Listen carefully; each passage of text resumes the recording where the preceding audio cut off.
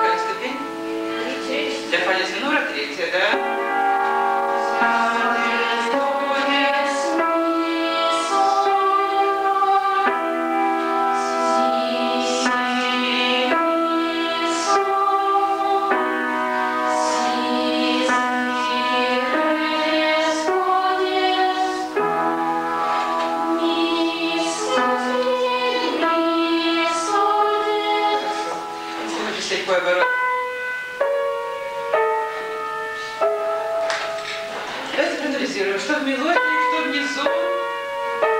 В мелодии какой? От какой ступени какой? От пятой. А внизу? От пятой? Третьей. Хорошо. А если будет такая гармонизация, вот так вот. Это шестая ступень. До, диез, минор. До, диез, минор. Правильно? Помимо буквы.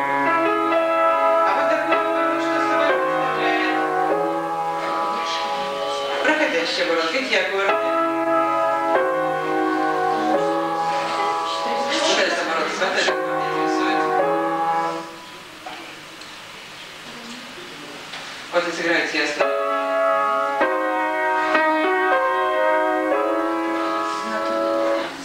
Доминантный текст аккорда.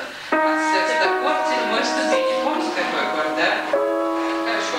Вот такой аккорд, скажите мне. Что это такое? Какое это различие? Мажорное или минорное? Какой неаккордный звук? А? Содержание какому тону? Это С. Хорошо. А вот так, что я сыграю? Что за оборот? Такой же оборот, только в какой тональности? В до диез миноре, то есть параллельный, да? А вот такой оборот, скажите мне. В какой тональности мы находимся?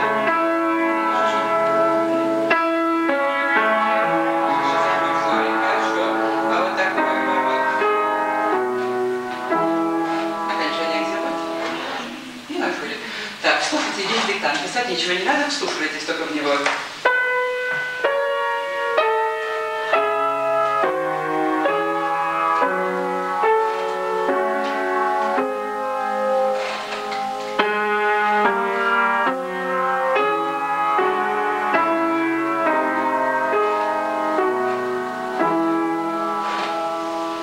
Какая форма?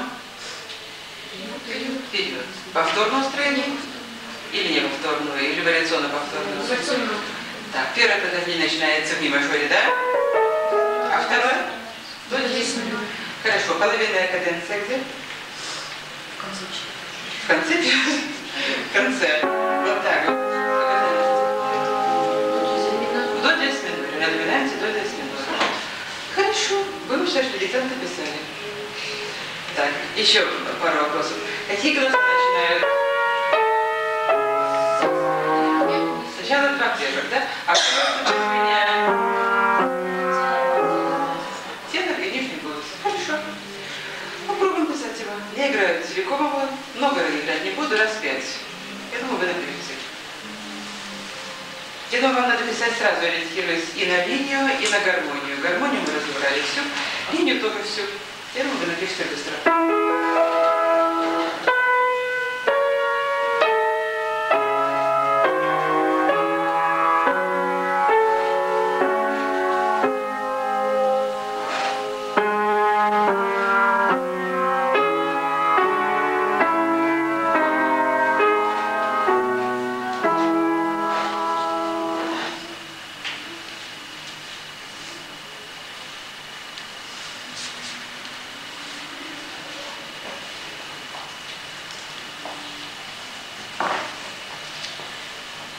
Первая нота какая мелодия? Си. Вы говорили, верхний тетрахорд. От си вверх идет.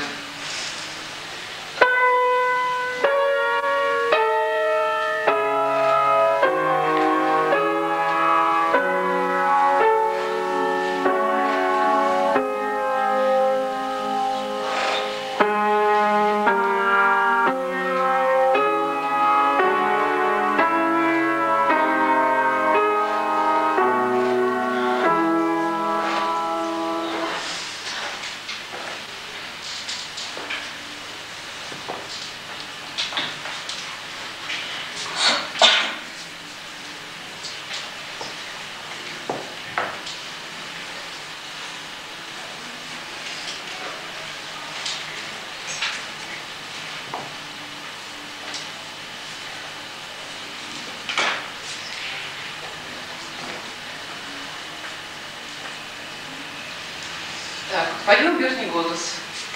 Сначала до конца. Там где пауза, там будет молчок. Взяли?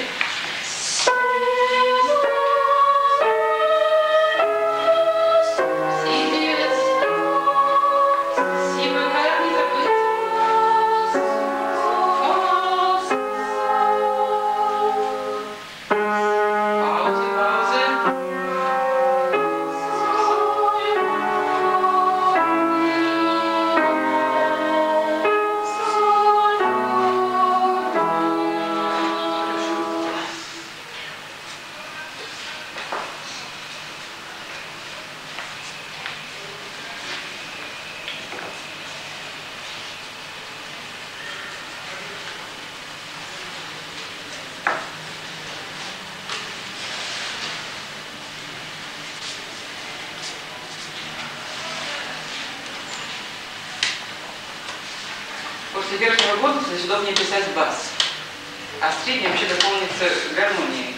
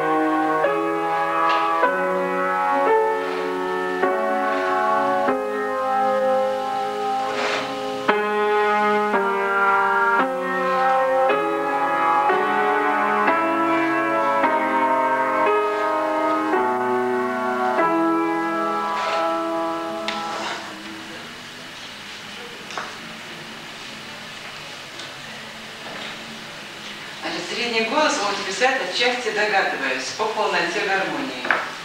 Вы знаете трезвучие тоненькие, какого звука не хватает. Секс-аккорд седьмой ступени, какого звука не хватает. Субдоминанты и так далее.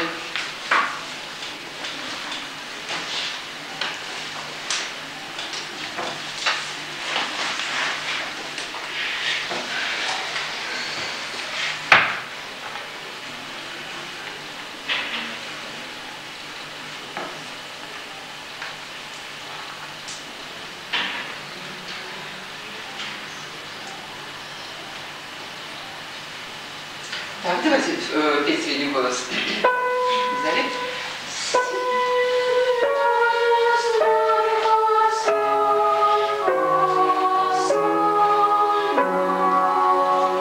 Субдоминанта, да? Какой голос? Какой звук должен быть по необходимости? До диез, снова, си диез. Исправьте. А тут же очень просто. Субдоминанта. Это говорили все на решение для секс-аккорд, субдоминанты, все три ноты. Дальше второе предложение, средний голос. Соль, диез, ля, диез, си, диез.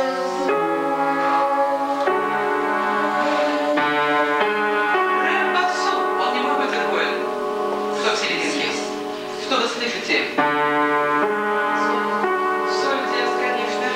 Здесь что вы слышите?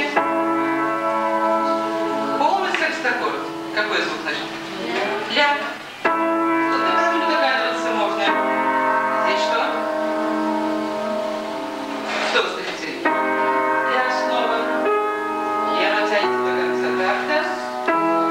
И соль диез. Хорошо. Так, это должно быть у всех каждая нота. Если что-то не хватает, спросите меня. Чего не хватает? Все хватает? Так, проходим средний голос без меня. Взялись?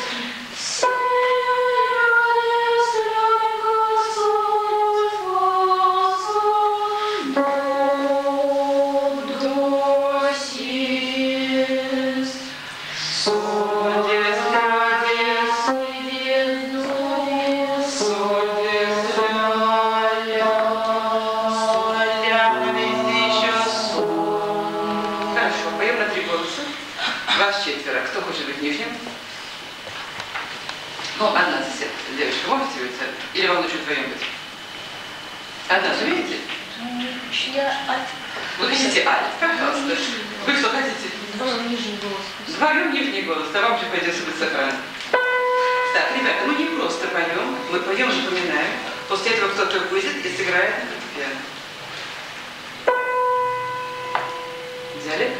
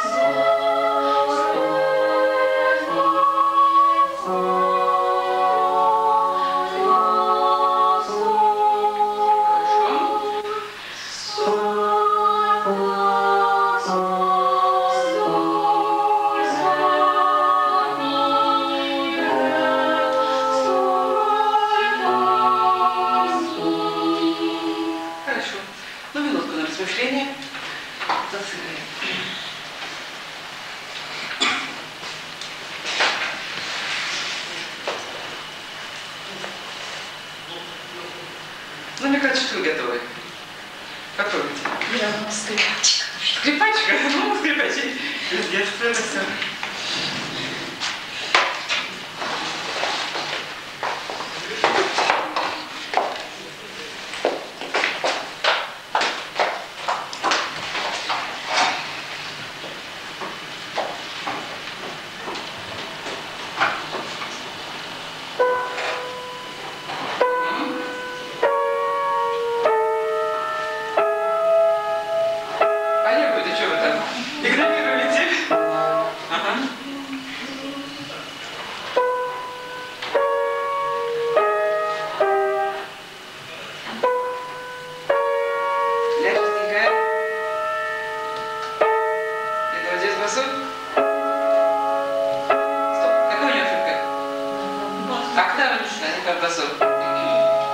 Так, вспоминайте, какой был аккорд?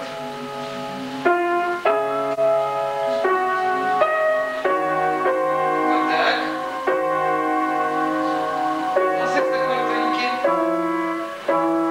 И соль, до. Так. Голова должна здесь работать. Секс-аккорд для до, фа.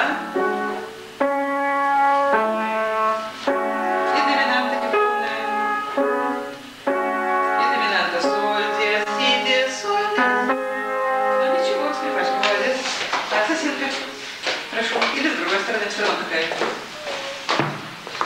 Соседки отказываются от этого соседства. Давай.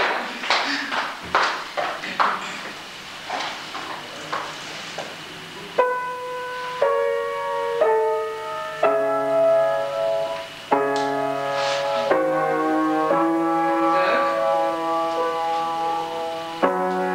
Хорошо. Нет, секс-аккорд. Смотрите, а вы будете называть ее звуки. Вот.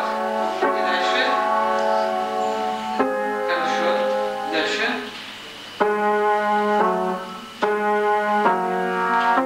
В чем фифти? Совершенно сразу будет диез. Точно секвенция ведь.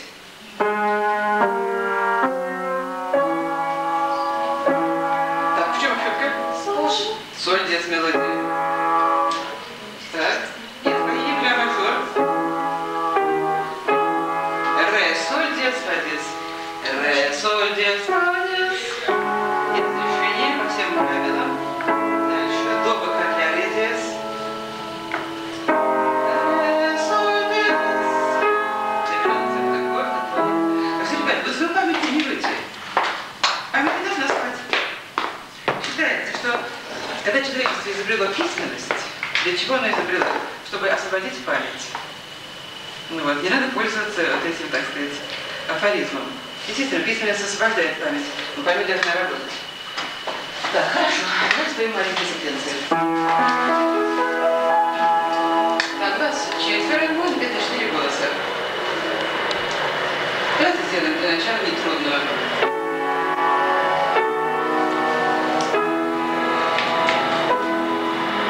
Вот такая. Что у меня за аккорды, скажите?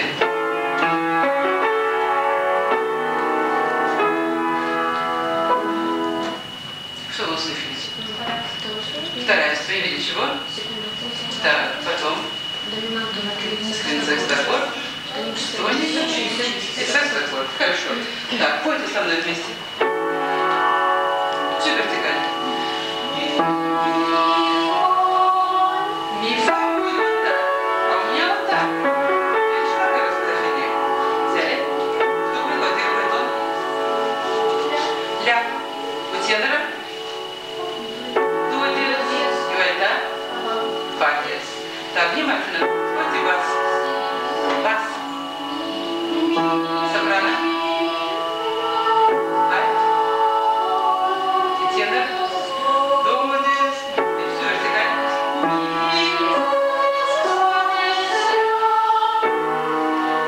Ре диез. Фа диез.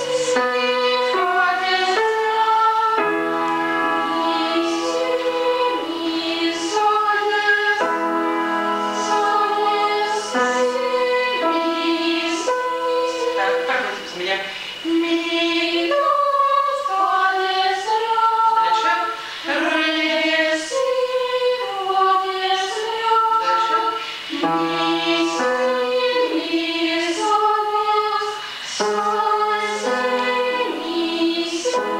Мы сходу поем так по вертикали. Фа диез миноре. Фа диез.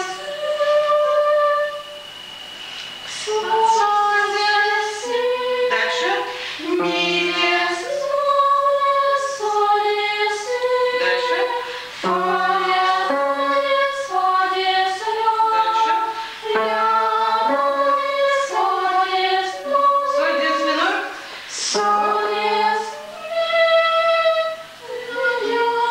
Ля диез. Дальше. Фа диез.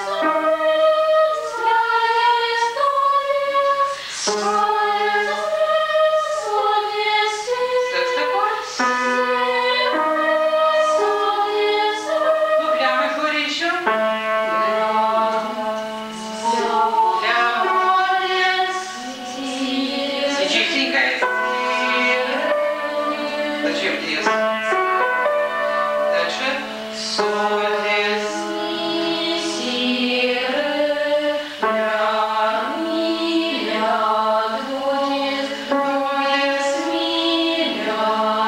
Хорошо, на 4 голоса.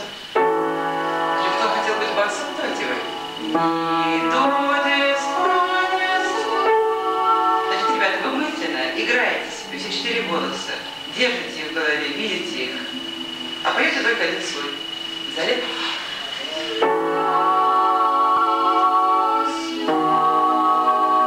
Что вы поете?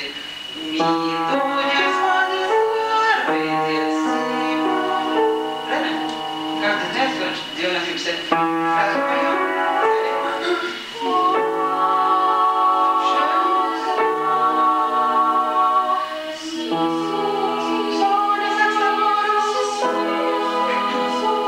Еще раз, спокойнее. Спокойнее.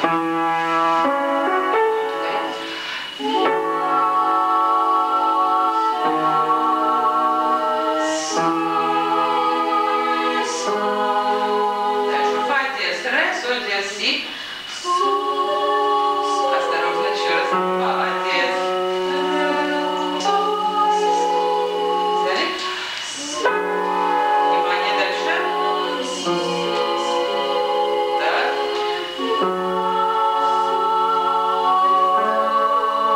Дальше.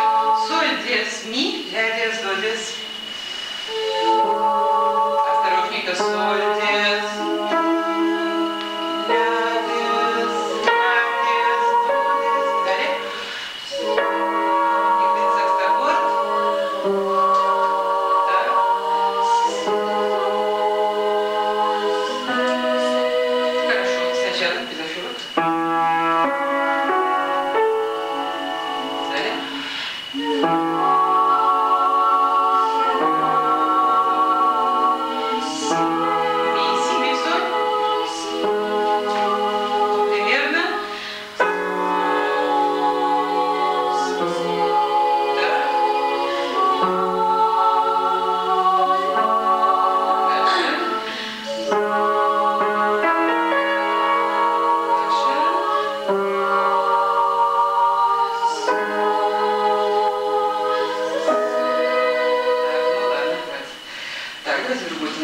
соль мажор. А мне сыграют какие-то аккорды, ну, потруднее, чем то, что было. Так, пожалуйста.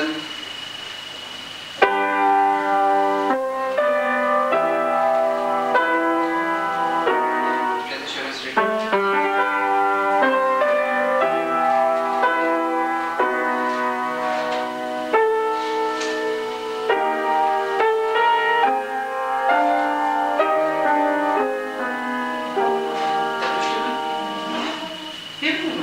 Хорошо, еще раз сыграем.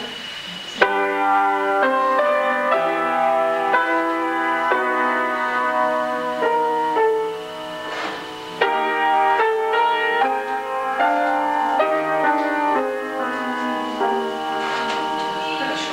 Ну, попробуйте вы первый отвечать. Что вы услышали? Затем проверяющая голову. Осторожно. Это как назвать, что у меня? Это не проходящая оборот, а проходящие звуки. Звуки. Хорошо. Затем Шестая ступень с перемещением, да? перемещение. Затем доминант септаккорд. Сначала три звучия. И доминант септаккорд, тональности. Тональности минор.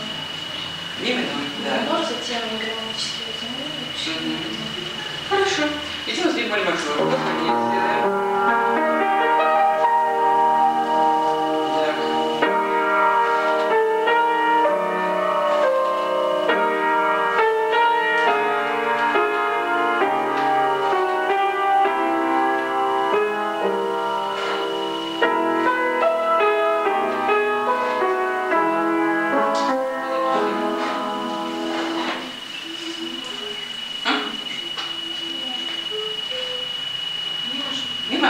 Попробуйте с первого раза сказать, что вы услышали.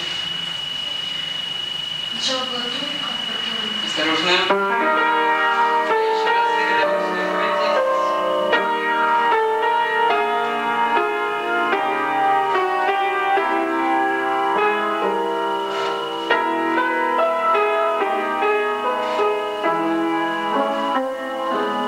Первый аккорд это тониковый. Как назвать? Секс-аккорд тоненький, что у басу у меня? Какая модель? Соль. Соль. Рассказывай дальше. Потом проходящие звуки. Потом... Вспомогательные. Вспомогательные. Да. Потом что? Потом доминант жив.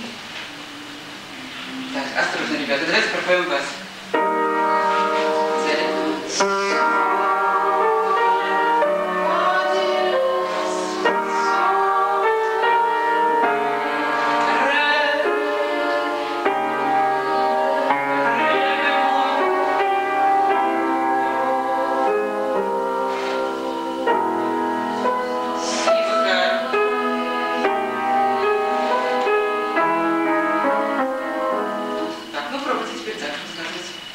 Секс-аккорд тоник. Потом. Секс-аккорд тоники. Далее. Подсказывайте. Двойная доминанта. В каком виде? Септаккорд. Это можно назвать водные? Септаккорд повышенный примешь. Почему? Потому что возвращается обратный звук, да? Это водится, не соль бемоль. А если вот я бы сделала вот так вот, это было соль бемоль. И другое название аккорда. Так, потом.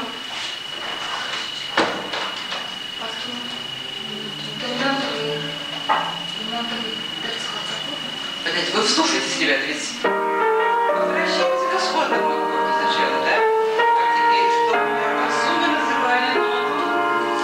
Где секс-аккорд про басу? А теперь эллипсис, да? На что перешли? Как? На ре бемоль. И что за аккорд на ре бемоле? Секунда аккорд. Ля бемоль мажор вместо тоники ля бемоль мажора. Что у меня? Еще один эллипсис. На до какая гармония? По звучанию. Как вы чувствуете? тот секунд, то сюда. И теперь сравни с решетом гармонизм. Да? Да. Вот примерно такие цепочки, но подлиннее могут быть на вступительном экзамене. Вот такие трудности, но подлиннее. Так, хорошо, попробуем спеть ее все вместе.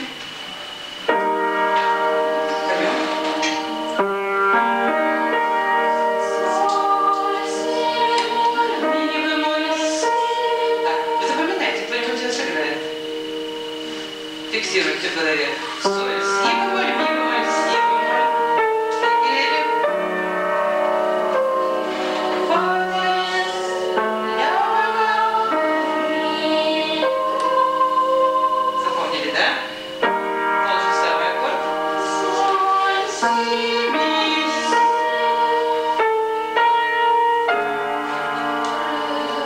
Ре.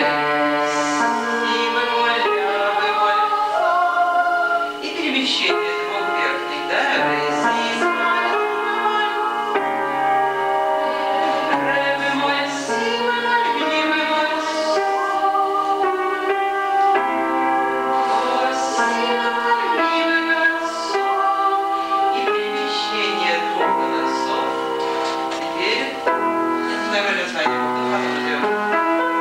Си бемоль, соль, мы упростим.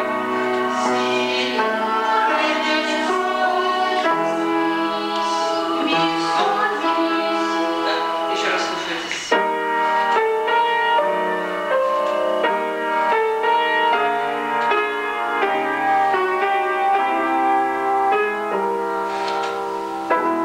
Я сделала полегче. Попробуйте вы еще. Не исполняли.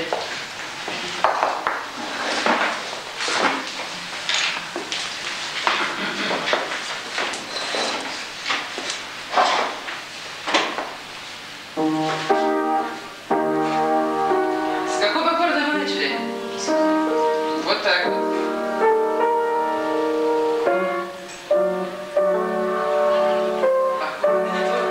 Так, в чем ошибка? В чем ошибка? Держите так аккорд. Возьми его, возьми. В чем ошибка, скажите мне? А? Какого звука не хватает, какой двоен? Почему два квадрата-то? Это страдает гармония называется. Вот так вот. Обратно. Хорошо. И ре басу. Ре, си, бемоль, ля, бемоль, фа. И перемещаем два верхних голоса. Теперь какой аккорд? Да. Да. Ладно, некоторая фантазия. И во что переходит этот аккорд?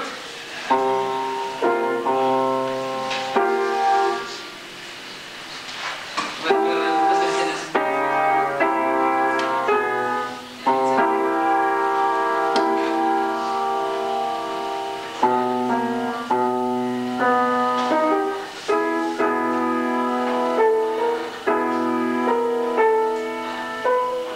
Ну, фантазер, фантазер. 12 аккорд берите. И две септимы, а как хорошо.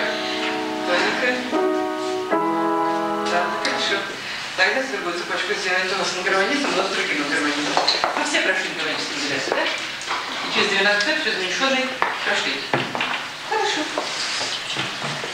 У меня сейчас там не цепочка, есть предотвращение. Вот тут фа. Какой аккорд не звучит? Уменьшенный. Куда я его разрешу, скажите мне?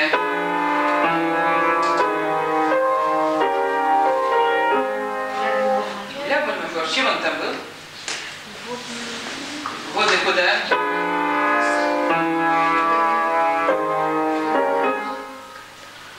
Ну, смелее. Двойная доминанта. Водная. В виде?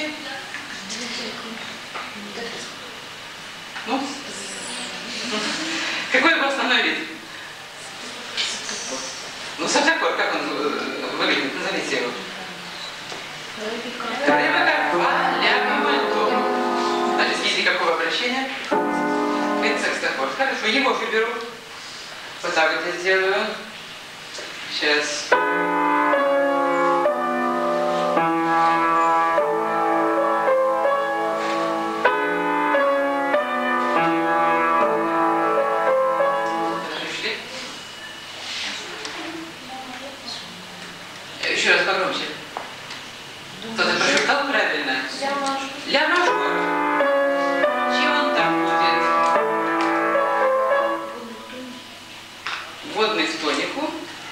обращение?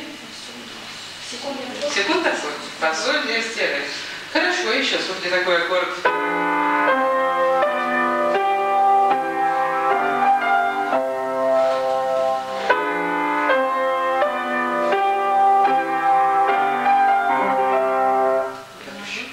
Дома что? Чем он там был? Еще раз. Водный в тонику, обращение. То есть аккордное дело, что слух у вас неплохой, память.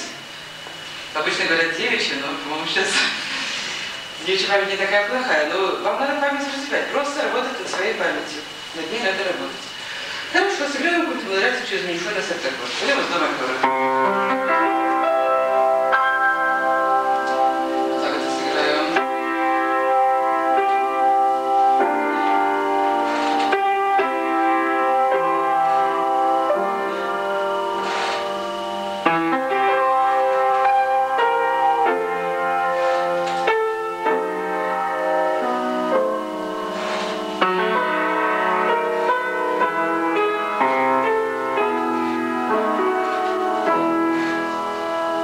Вот такая цепочка мовы на поступлении.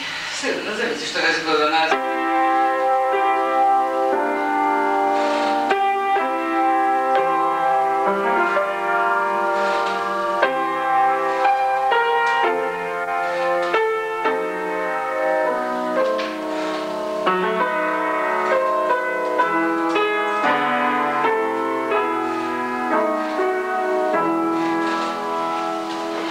Попробуем сесть бас.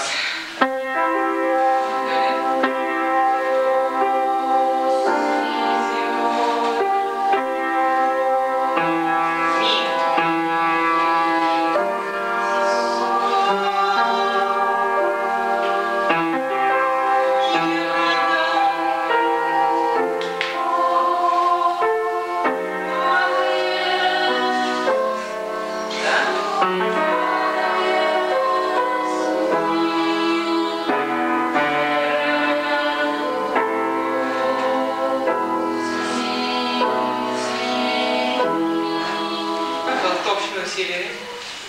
Второй аккорд, как его назвать? Низкая. Седьмая низкая. Там есть седьмая натура низкая, да? А аккорды не трезвучие.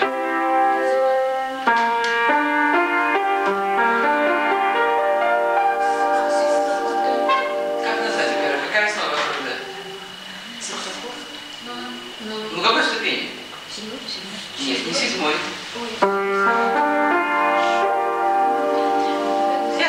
Пятая минорная. Пятая, как можно сказать?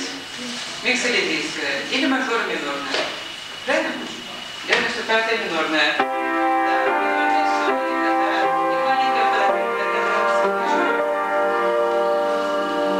На этом самом аккорде, на септаккорде минорном, да.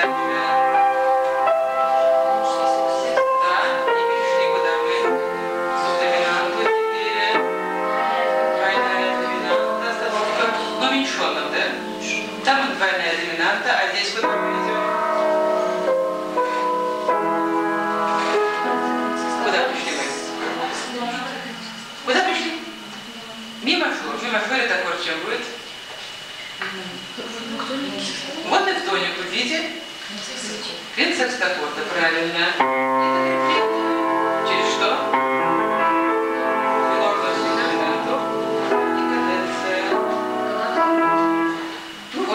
Поступление, конечно, так отвечать нельзя. Это я вам гарантирую. Никто с вами веселиться не будет, вы должны сами говорить. Опять сделаем другое упражнение. Я называю цифровку. Вы запишите все аккорды. У всех должно быть все одинаково. Это будет упражнение полугармония, полусольфеджио. Будете ставить ми мажор сегодня, что у нас работает. Ми мажор, без срочки, приготовьте 4 диеза.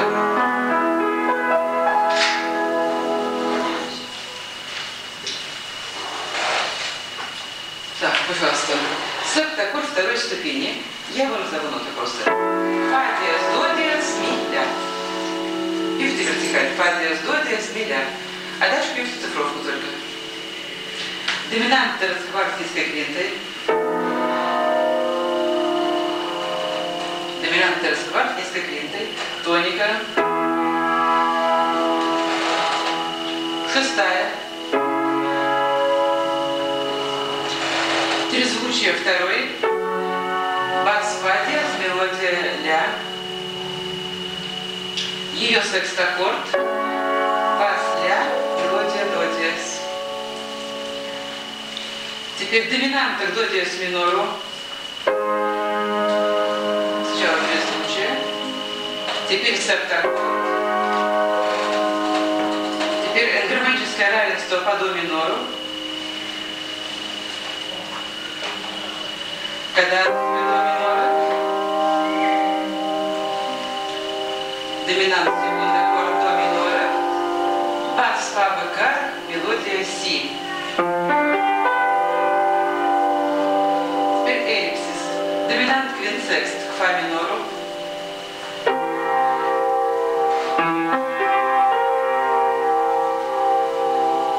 Теперь к си бемоль мажору доминант секунд аккорд. Бас ми бемоль, мелодия ля. Секстаккорд, си бемоль мажора. Доминанта квартаккорд. Бас до, мелодия ми бемоль. Бас до бекар, мелодия ми бемоль. И уменьшенный в басу си бекар, мелодии ре, бекар.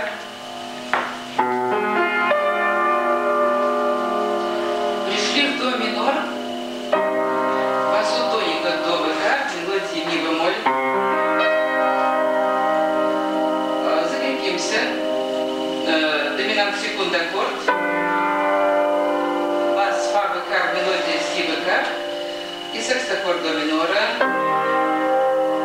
Бас ми бемоль, мелодия до бекар. И окончим в соль мажоре. Второй ступени терцквартаккорд. Бас ми бемоль, мелодия ля. Каданс в соль мажоре. Доминант септаккорд неполный. Бас ре, мелодия фа диез. И тоника соль мажор. И верхнюю, нижнюю соль бекар. Вот 5 минут вам на размышления. Ты хочешь пора написать?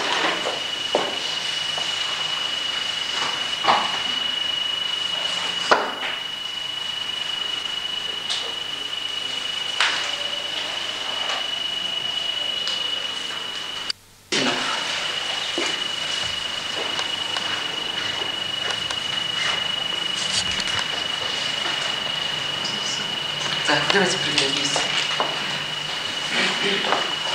Так, я вас прошу, у кого не так, сразу, моментально, не расстраиваясь, не реагируя, ставить правильную ноту. И все. Поем?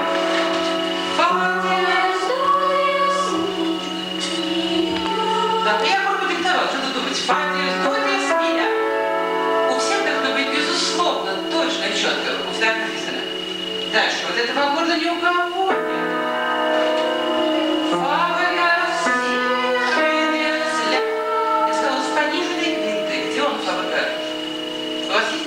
Я вас не рассмотрела, значит, у остальных. Еще раз называю. Фа, бекар, си, ре, диез, ля. Готово, да? Дальше. Так, я даю время специально, чтобы вы исправили. Дальше. Так написано. Быстрее исправляйте. У вас полная свобода творчества. До диез, ми, соль диез. Дальше. Фа диез, до диез, фа диез, ля. Фа диез, до диез, фа диез, ля. На 4 голоса споем ведь. Дальше. Ля, до диез, фа диез, до диез. Ля, до диез, фа диез, до диез. Дальше. Соль диез, ре диез. Дальше.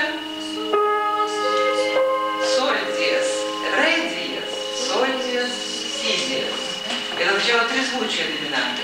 Теперь септаккорд. Соль диез, ре диез, фа диез, си. Так, следующий аккорд. Энгармонизм по до минору. Ля бемоль, ми бемоль, фа диез, до бекар. Запишите все. Еще раз называю. Ля бемоль, ми бемоль, фа диез, до бекар. Все правильно, да? Дальше, да? Дальше надо к каждой ноте по знаку. До минор, 3 бемоля, а там было 4 диеза. Дальше соль бекар, ми бемоль, соль бекар, до бекар. Еще раз, соль бекар, ми бемоль, соль бекар, до бекар. Секунд аккорд дальше, да? Фа бекар, ре бекар, соль бекар, си бекар. Все бекары, какие нужны, должны быть. Дальше фа минор идем, да? Ми бекар, до, соль бекар, си бекар. Дальше к си бемоль мажору. Ми бемоль, до, фа бекар, ля. Ну, а дальше еще не у всех написано. Поработайте дальше сами. Пишите тихонечко, чтобы легко было стирать. Мы остановились, ми бемоль, до бекар, фа бекар, ля.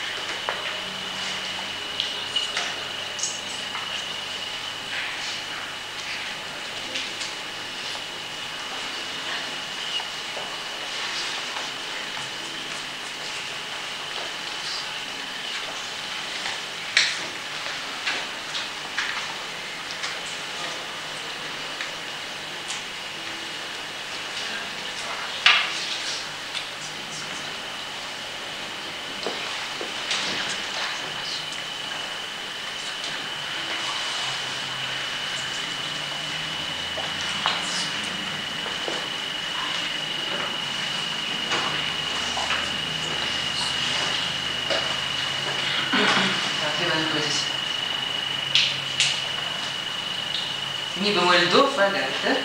Теперь что у нас дальше? Си. Так, доминантовый терцкварт аккорд должен быть. Вот этот, да? И уменьшенный, да? Так, ну дальше пошло более-менее правильно, да? Так, давайте вас посмотрим. Так, где-то секунда аккорд. Я его не вижу. Ми бемоль, до, фа, ля. Подожди. А это что за аккорд? Септаккорд должен быть.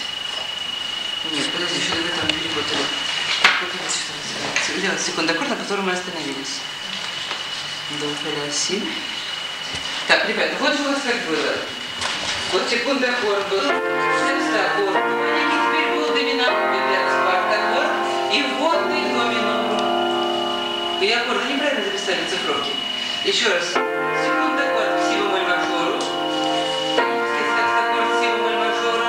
Доминантовый терцкварт-аккорд. И вот здесь вместо тоники вводный к до минору. Потом тоника до минора. И дальше другой ручек. Что кажется? Так, это секундаккорд. Так, а где же знаки? Ведь здесь каждая нота должна снабжаться знаком. Так, это верно, это верно. Так, я таких параллельных квинт не сажала. Даю вам слово. Так, и потом пошло уже неправильно.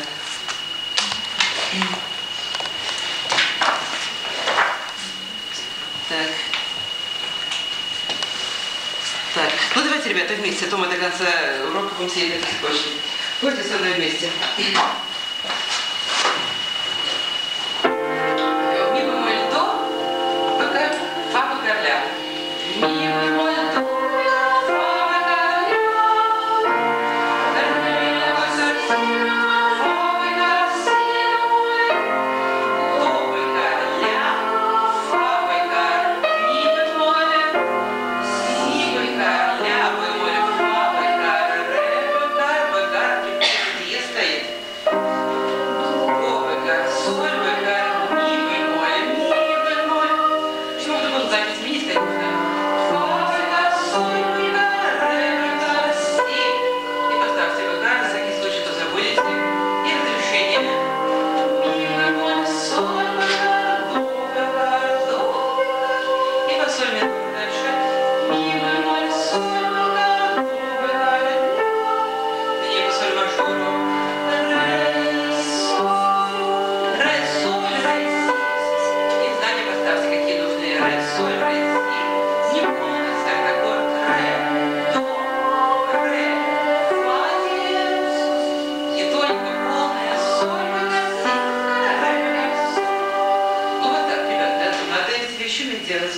Значит, и голос поем.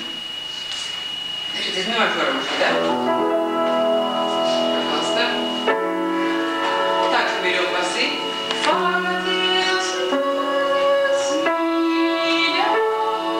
Так, полное внимание. Взяли?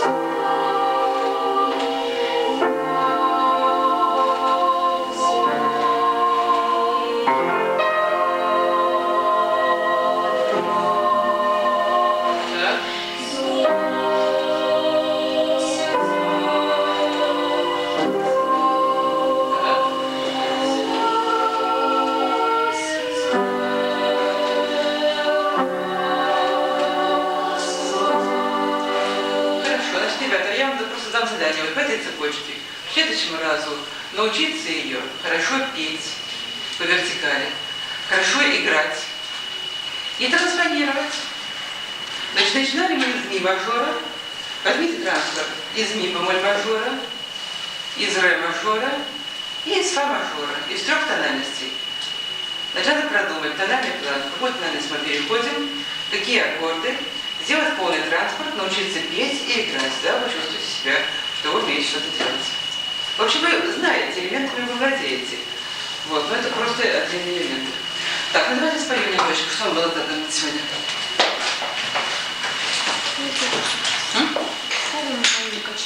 Так, а в конечном итоге, по этой цепочке еще вернемся. Вот вас можно спросить, какой я играю аккорд из этой цепочки? Ну, допустим, скажите мне, из этой цепочки какой аккорд у меня? Аккорд с пониженной квинтой. Терскав с пониженной квинтой. А вот такой оборот. Что за оборот? Вот посмотрите в цепочку, смотрите в нее. Я играю с той тональностью, с которой написано. Смотрите, куда я иду и откуда. Куда и откуда. Громче. В до минор из до диез минора. А вот такой оборот. Что это? В тональности? До минор. Хорошо. А вот такой аккорд, пожалуйста. Сейчас вот так вот. Куда я иду? Какой аккорд будет дальше? Секстаккорд. Секстаккорд си бемоль мажора, доминантная танцевальная, а потом что было? А потом был водно уменьшенный. Вот так вот эти вещи надо хорошенечко помнить. Так, хорошо. Вот Кириллов и Попов. Какой у вас был номер задан? По нему не было задано, да? По-моему, сборнику было задано. Как? Островский Агашан. Давайте Островского. Там лежат. Ну ничего. По Островскому какой номер, значит? Какой? 165? 365.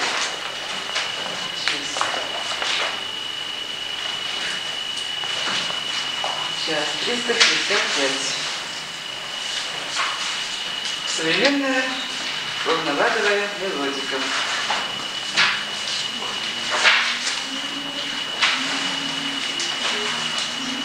Давайте споем его. Начнем все вместе. Один номер или несколько? Дальше тоже. Несколько номеров, да? Хорошо. Так, по ХТК что вы сделали? Фугу седьмую мажорную. Седьмую мажорную. Сейчас посмотрим. Все ее пели, да? Ну, давайте споем этот номер, споем хотя бы покажем фоне. Седьмую мажорную. Сейчас я ее открою.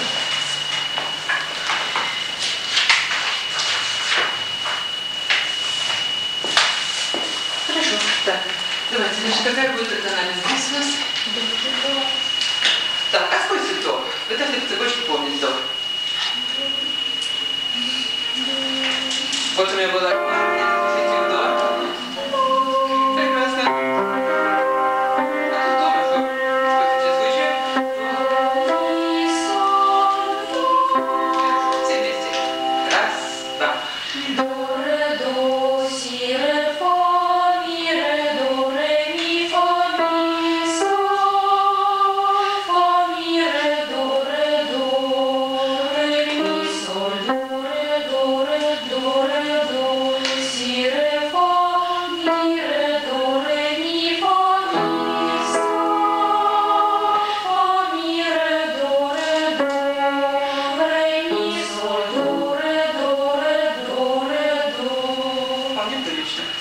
Так, следующий номер одна начинается.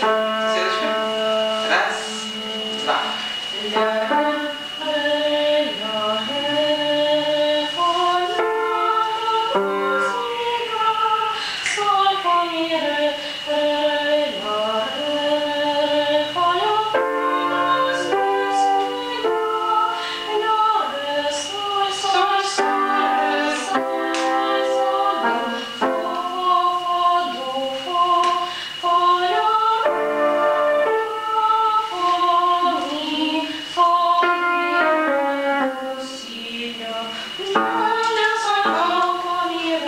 Хорошо, следующий. Размер. 6/8. Меняется на 5/8. Хорошо. Стойте первую ноту. Угу. Пошли. Раз, два, три, четыре, пять.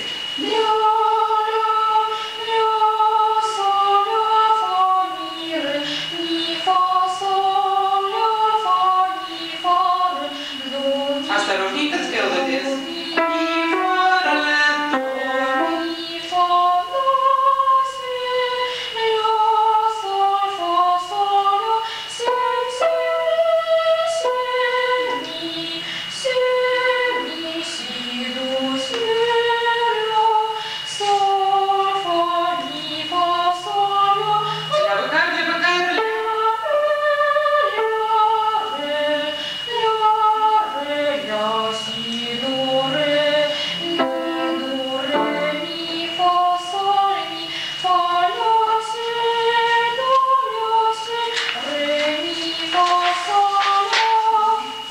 Хорошо, давайте следующее. Салманов. Тональность. Следующий. Ромажор, да. Раз. А вот эти все вместе с текстом. Раз, два, три.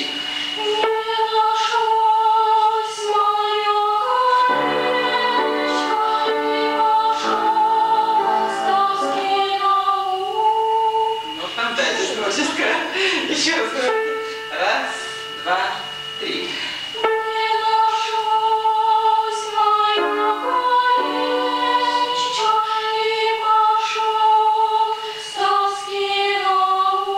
Вот так.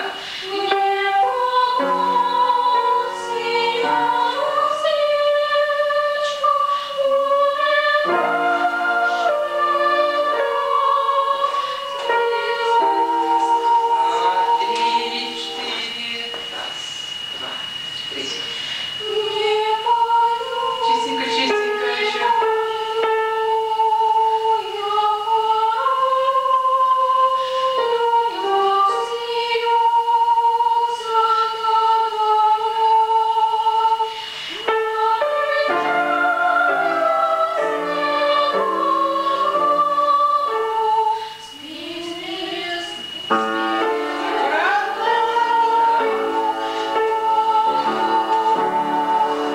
Заставляем перед дома или нет? Следующий раз остается. Хорошо, это, в общем-то, у вас такая приятная форма работы. Ну, откройте Баха, посмотрим, что у вас тут получается. Любопытно. Так, сколько голосов? А вы что, 2 голоса играли, один пели? Или втроем? Втроем. Хорошо. Ну, вчетвером. Тут мы ничего делать не будем. Ваши голоса любые или сами? Вы сами распределили, да? Кто нижний? Вы вдвоем нижний, вы? Верхний и вы серединка, да? Ну, Господи, благослови. Раз, два, три, раз.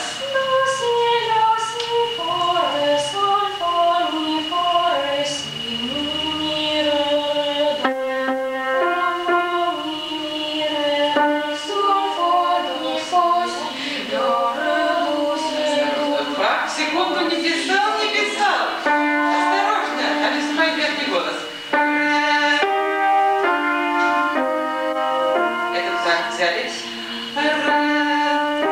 Начинай. Очень быстро не надо, вы смутились сами темпом. Взяли. Ну что ты замолчала?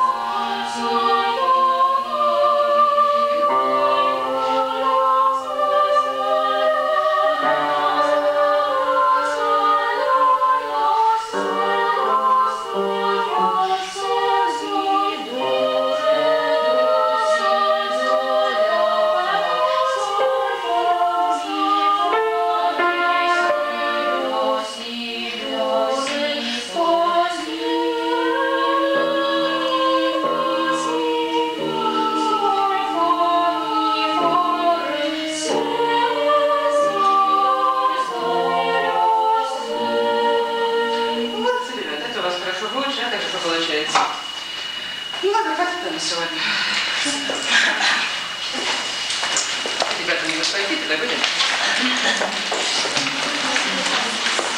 Девушки, отнесите, пожалуйста.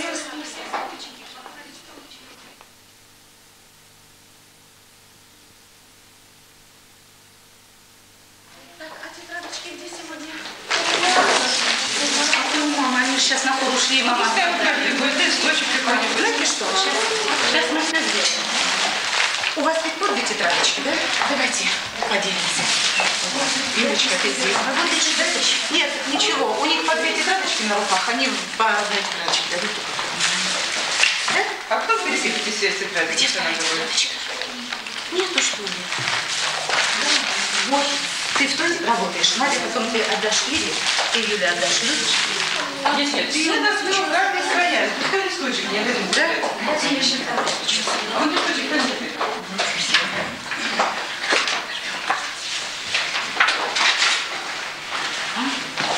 Карандаши.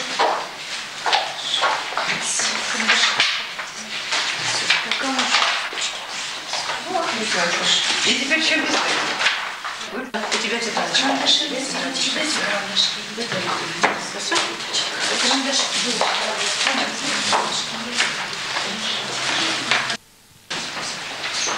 Ну, я вам хочу рассказать о занятиях вот с такими малышами, как они проходили в учебных заведениях Москвы, так сказать, в хорошие годы, в лучшие годы развития музыкальной культуры у нас в городе. Сейчас, вы понимаете, сейчас такие времена, что везде трудно, и в Москве трудно.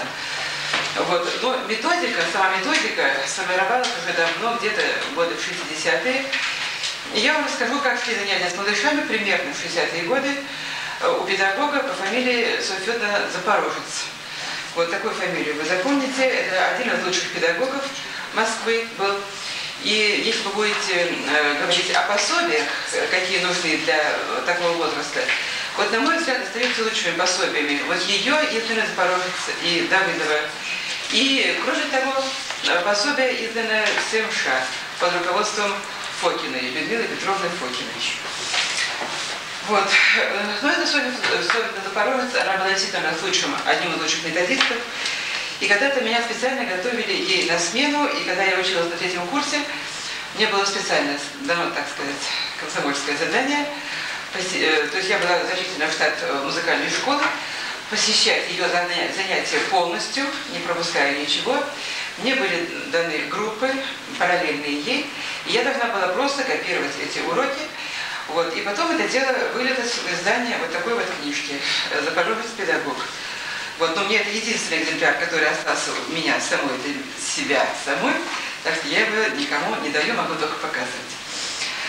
Вот, значит, я расскажу о том, как шли занятия, каждый из вас может корректировать в зависимости от того, что вы имеете в реальности на уроке, каких учеников.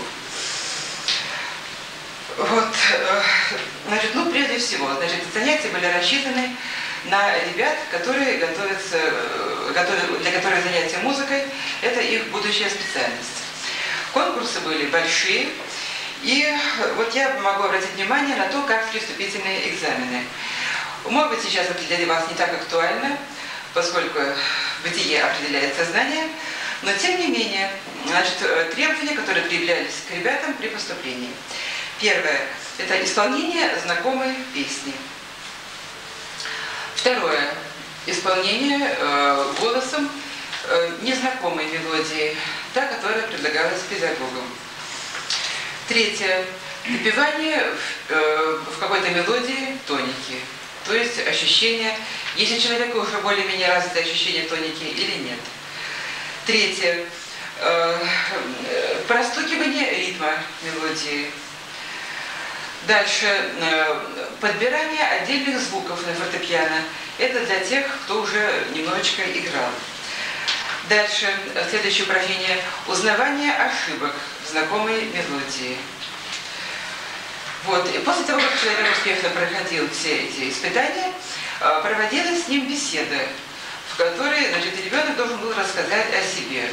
Значит, сколько ему лет, где он живет, с кем он живет, какие у него там интересы, какие он книжки читал, какие он рисунки может нарисовать, какие он животные у него знакомые. и так далее. Вот это уже выяснение общего интеллекта ребенка. Вот. И вот на основании вот этих данных ребенок проходил или не проходил школу. Вот. И после этого только шло ознакомление с его физическими данными, какая у него ручка, какие у него там губы, для того, чтобы определить, какой инструмент ему будет лучше. Вот, и значит, дальше начинались занятия. В занятиях педагог придерживался, кстати, вот основное положение всех занятий. Это положение взято из музыкальной грамоты Адоевского. Значит, такое требование. Первое – не спешить. Это самое первое требование к занятиям с ребятами в таком возрасте. Не спешить. Ибо, во-первых, торопиться некуда, а во-вторых, незачем. Потому что всякое знание – это есть разновидность прививки. А для того, чтобы прививка привилась, нужно время. Вот. И если педагог не торопится, то все знания, которые предлагаются ученику, они в конце концов превращаются в навыки. Вот такие вот ускорительные методики, их называли, они были и в прошлом веке, и были они 100 лет тому назад, они более-менее регулярно появляются и в 20 веке. Вот. Но, как правило, это всякая ускорительная методика, она ведет в себе ущербность, поскольку она не рассчитана на человека. И я вам больше даже того скажу, вот в Москве одно время была распространена методика обучения во сне. Человек спит, и ему через магнитофон что-то вещается. И человек усваивал знания, и когда проснулся, он мог выяснить, значит, какие-то слова на каком-то языке. Вот. И этим пользовались особенно в занятиях в военных академиях. Но потом эти подопытные кролики кончили дело полным параличом. Вот. Потом их надо было уже лечить от других болезней. Вот. Но это крайний случай, и там были энтузиасты. Вот. Но идея сводится все равно, что природа, она заложила в человека определенный темп развития. Вот. И ускоряться, потому что, так сказать, кто-то что-то сказал, нельзя. Вот. Ну, значит, другие требования к занятиям. Значит, это очень важное требование. Слуховые впечатления должны предшествовать теоретическим сведениям. Вот это вот на раннем этапе особенно. Слуховые впечатления должны предшествовать теоретическим сведениям.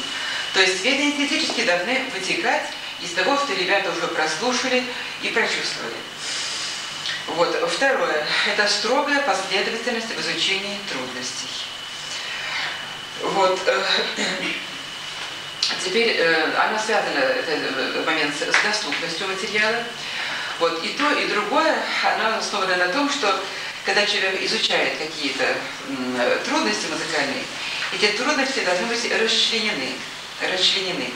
Вот. И сначала изучаются какие-то элементы, а потом эти элементы выстраиваются в какие-то комплексы, и развитие таким образом идет дальше. Дальше, сочетание индивидуального обучения с групповым. Это тоже очень важная вещь.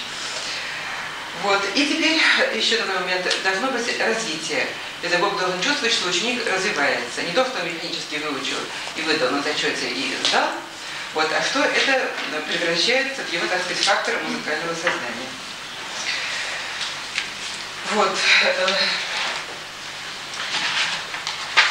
Теперь я буду говорить уже более подробно, как шли занятия. Значит, на таком уровне, 5, 6, 7 лет, основной формой занятия с ребятами была работа на основе изучения песен. Значит, песни, конечно, русские, конечно, они здесь могут быть, той национальности, которая вам нужна, вот, но это были учебные песни.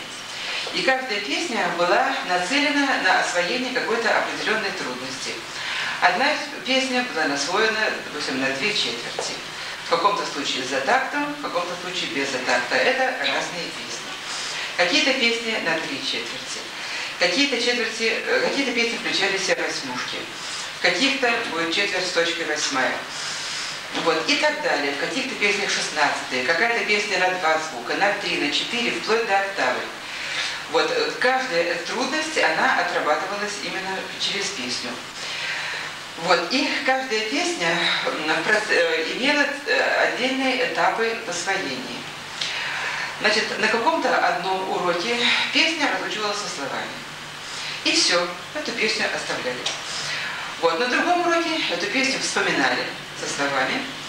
Вот. И ребята должны были ее петь, и в конце каждого кусочка сделать хлопок. Это означало, что они умеют почувствовать музыкальную фразу. И все. На этом данная песня, данный урок оставлялась. На следующий урок снова возвращались к этой песне и выясняли, насколько надо чертей, на 2 или на 3. И ребята просто делали там раз, два. Это как бы дирижирование. Или там на 3 четверти. Все, ее оставляли. Следующий урок. То есть песня изучалась месяц-два, могла изучаться. Вот. В следующий раз выясняли, что в ней, какие длительности, четверти, восьмушки. И ребята показывали рукой, допустим, та, та, та, та, та, та. Если там были восьмые, или просто ровные четверти, или там была половинка, длинная нотка. Вот, оставлялось. Сделали все. Так, теперь следующий урок. Они начинали эту песенку писать в воздухе карандашом, допустим. Сорока, сорока. Я смотрю, у ребят, кстати, похожие упражнения есть. Я не знаю, писали ли вы в воздухе, но такие палочки у вас есть. Вот, потом написали в воздухе, все. В следующий урок писали эти же палочки в тетрадке. Сначала в воздухе прорисовывали их много раз, потом писали в тетрадке, соединяли восьмушечки, ставили лиги, эту фразу уже знакомы.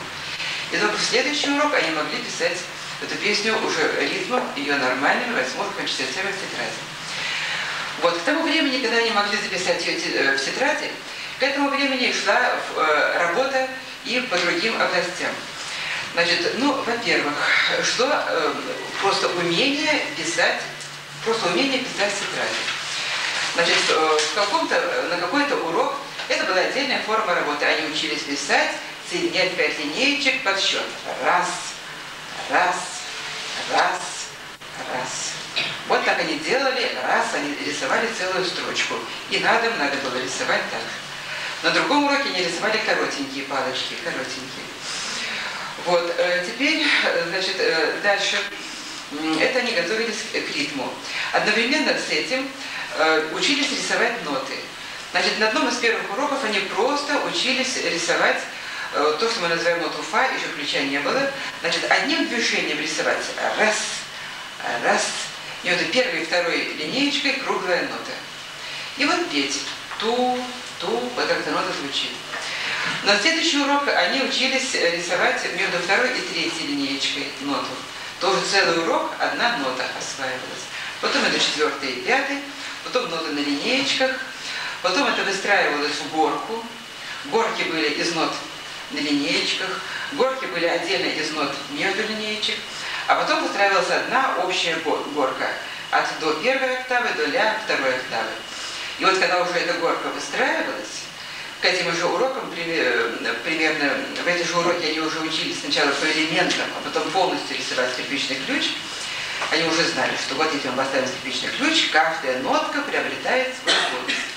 И вот с этого времени они уже учились петь гамму, и они показывают эту гамму в зависимости от того, как педагог играет. Педагог может играть там до, ре, ми. Они показывают до, ре, ми. А он сыграет ми, ре, до. Они показывают, на доске писалось ми, ре, до, ми, фа и так далее. То есть они уже начинали изучать движение постепенное и скачкообразное. Но к этому вели еще там уже и интонационные упражнения. Вот. И таким образом урок строился примерно таким образом. Сначала была, так сказать, музыкальная разминка. Это на самом первом уроке педагог рассказывал какую-нибудь музыкальную сказку. Вот там была сказка про Деда Мороза, злую девочку, добрую девочку, их мачеху, вьюгу. Каждое действующее лицо, ну это сказка, в принципе, может быть любая совершенно. Вот каждое действующее лицо имело свою музыкальную характеристику. Вот, и ребята уже с первого урока должны были запомнить такие-то темы, и потом в течение какого-то времени им возобновлялось. Это было развитие их музыкальных представлений и музыкальной памяти. То есть все, очень многое рассчитано было на память. Вот, значит, это была разминка в уроке. Значит, сначала педагог напоминала, какую они знают музыку, и ребята, значит, поднимали руки, когда узнавали знакомую тему. Вот, потом было пение. Пение часто новые темы, но новые песни, иногда старые песни, это не важно. В общем, вспоминались песни. Причем, значит, одна песня новая, она разлучилась со словами. Другая песня пелась так, что в ней показывались музыкальные фразы. Третья песня пелась так, что в ней показывались короткие длинные ноты. Четвертая песня пелась на дирижирование. Пятая песня там записывалась палочками. Там шестая песня записывалась нотами. То есть весь урок он звучал. Не было такой минуты, что педагог много говорил, а ребята слушали и думали.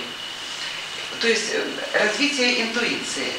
Вот понимаете, здесь можно подходить к сольфеджио с двух сторон. С одной стороны, есть развитие со стороны головы, а с другой стороны, со стороны музыкального чутья.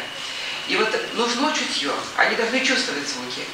Вот, потому что вот со стороны головы это может быть на более позднем уровне. Там, допустим, когда вокалисты приходят, когда уже там можно с ними разговаривать, а с маленьким радио они побольше чувствовали. Вот. И вот таким образом формы урока без конца постоянно менялись. То есть каждая, да, еще какая-нибудь песня или марш, ребята, значит, маршировали в классе. Значит, были специальные песни, на которых отрабатывались движения. Значит, допустим, «Серый кот у ворот». Ребята идут в эту музыку вперед, потом делают поворот, их учили, как его делать, и обратно. Ходит, песенку поет. Вот. И, значит, сначала это было просто движение ногами. Когда они научились ходить по классу в таком ритме, они ходили на одном месте. «Серый кот у ворот». Вот. Потом были другие упражнения, тоже на ритм. Такие упражнения, в которых они все эти четверти, восьмушки, половинки чувствовали всем своим существом, всем своим корпусом, телом. Вот. И только вот после того, как это все прочувствовано полностью, только после этого можно было переходить к тому, чтобы они осознавали то, что они чувствуют. Вот это вот очень важная установка, чтобы они сначала прочувствовали, а потом подумали, что же они чувствуют. Вот, для маленьких это очень важно.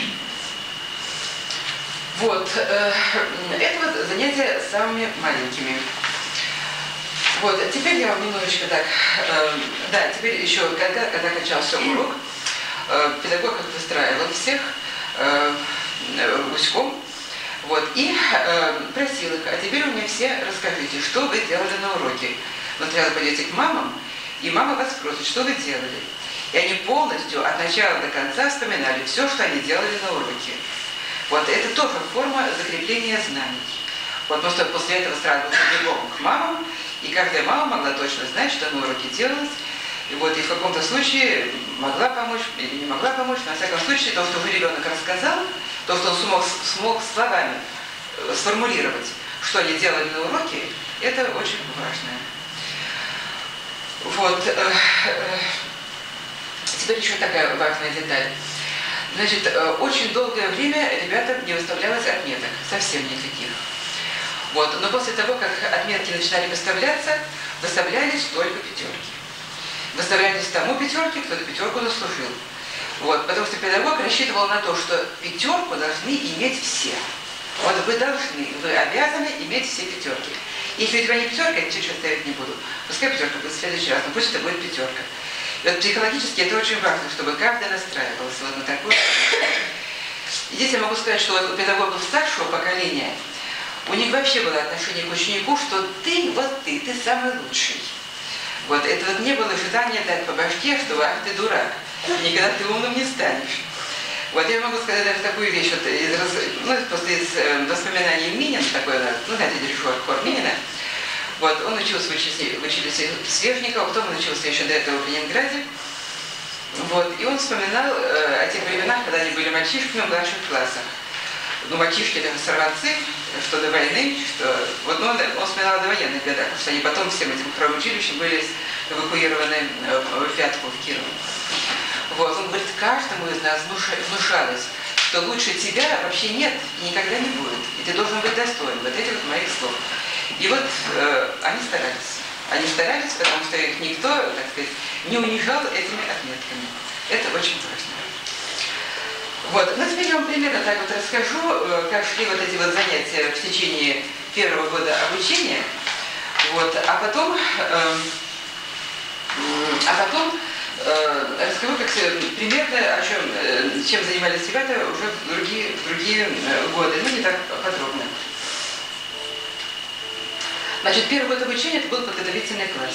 Значит, полгода ребята не имели специальности, и сольфеджио готовила к специальности.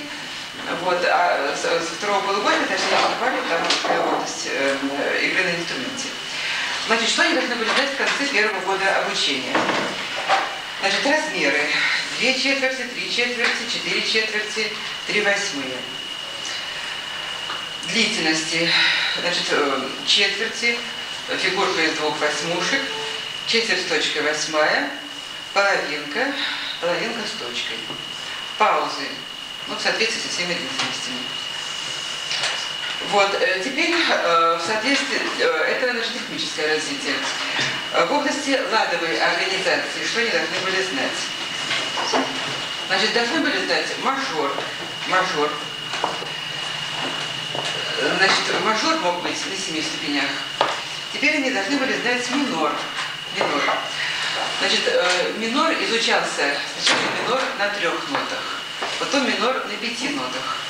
Вот, в тех группах, где педагог мог успеть, в зависимости от группы, минор мог быть пройти и на 7 нотах, на всех 7.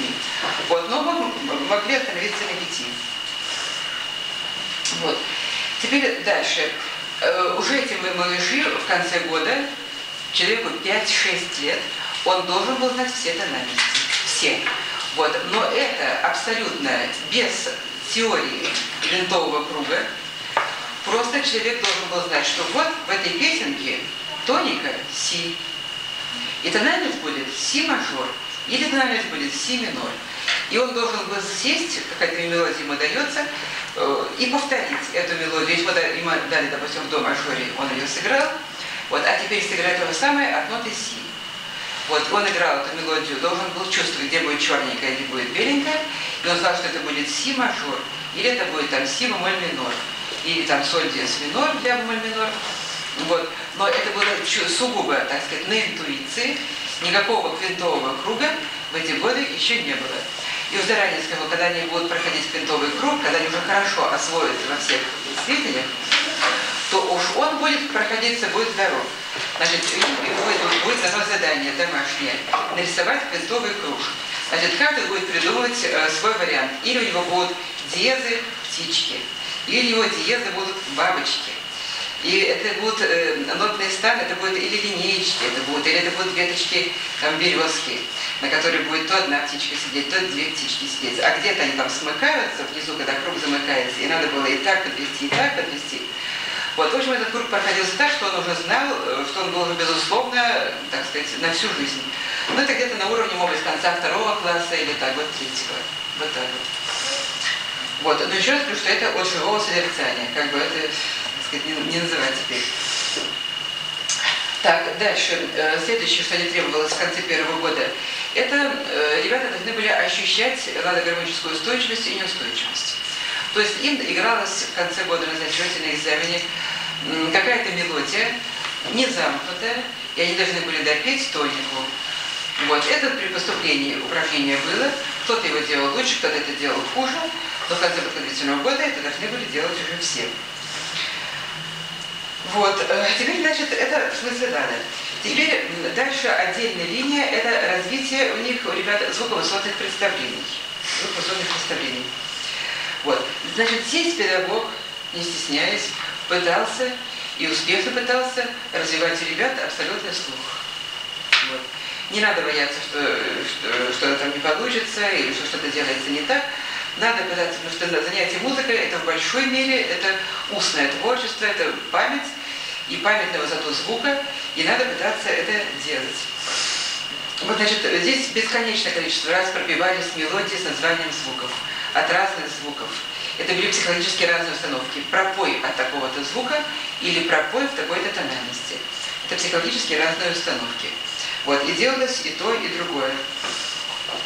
Дальше, в конце года они должны были уметь, безусловно, пропевать 2 звука, взятые одновременно, или 3 звука, взятые одновременно, на ту-ту. Вот.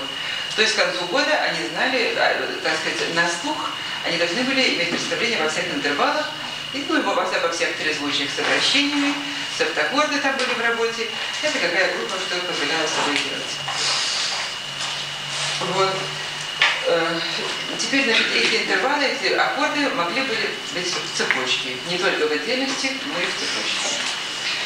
Вот, теперь четвертое. Значит, запись, нотная грамота в конце первого года обучения. Значит, здесь действовал такой принцип. Ученики должны были воспитаться в такой формулировке. Слышу, вижу, пишу. Значит, слышу, вижу, пишу. То, что человек видит, то, что он слышит, он должен уметь моментально фиксировать на бумаге. Здесь не должно быть тормоза. Не должно быть тормоза. Вот. И потом чтение с листа. И чтение с листа. Вот. И, значит, в конце года проводились экзамены по такой схеме. Это был экзамен очень суровый, поскольку это был переводной и конкурсный первый подготовительный класс для перехода в первый. Это был конкурс. Ребят набирали, конечно, больше, чем надо для первого класса. Вот, значит, требования примерно как для поступления, но немножечко по-другому. Значит, спеть знакомую мелодию, ее можно было сопровождать хлопками в ладоши, или ритм, или доли. Или то, или другое, как вы можете это сделать. Вот, второе упражнение – спеть или подобрать незнакомую мелодию на фортепиано. Спеть или подобрать незнакомую мелодию на фортепиано. Третье – спеть небольшую мелодию по нотам. Значит, здесь были большие заготовки, ну, вот, может быть, такой вот даже больше, вот, ну, может быть, такой вот величины, листы ватман, 5 линеек нарисовано, и ребята тащили, как билеты. Вот эти вот листы тащили, какую мелодию кто будет петь. Так, теперь уметь простучать ритм. Тоже там, где была написана мелодия, там же был и записан ритмический рисунок. Его надо уметь простучать в ладоши или карандашом. Вот. Теперь, значит, надо было уметь определить характер исполненной музыки. Значит, педагог мог сыграть какую-то песенку из детского репертуара, и ученик должен был сказать, веселая, грустная, какой-то, о чем эта песенка такая могла быть написана. Вот. Ну и потом за упражнение по одной из песен, которые пройдены в течение года. Такую-то песню пройди, такую-то песню прохлопай, такую-то песню запиши. Вот такие вот упражнения были в конце первого года обучения. Ну вот, теперь, значит, как что распределение материала. Так я расскажу вот, самые вот вехи, чтобы не закапываться во всем материале. Значит, самый первый урок. Самый первый урок – это рассказ музыкальной сказки. Вот, и ребята запоминают эту самую сказку. Вот, теперь, значит, дальше. Именно на первом уроке они учили такую песенку про кота. Вот давайте мы ее с вами выучим. Я вот ее спою. Серый кот у ворот ходит, песенку поет. Запомнили? Сели хорошо, все ручки. И попробуем спеть. Спели такую ноту на ту. Еще не слышно. Опять представим. Серый кот у ворот ходит, песенку поет. Еще раз. Серый кот у ворот ходит, песенку поет. Опять еще раз послушайте меня и споете. Серый кот у ворот ходит, песенку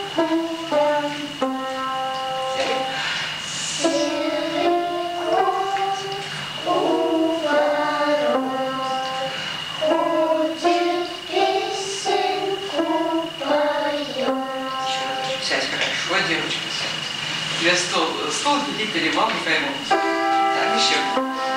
Возьмите хорошенько дыхание, чтобы у вас голос. Так, взяли. Серый кот у ворот. Дыхание. Ходит, песенку поет. Молодцы. Одна спой. Серый кот у ворот. А ну-ка, слушай, ты не про того, когда поешь. Еще раз. Серый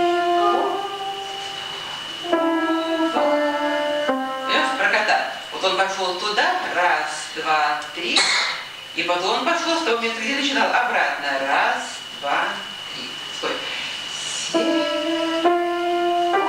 И обратно. Еще.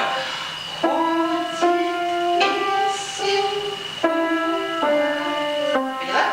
Вот возвращается на старое место. А ты спой.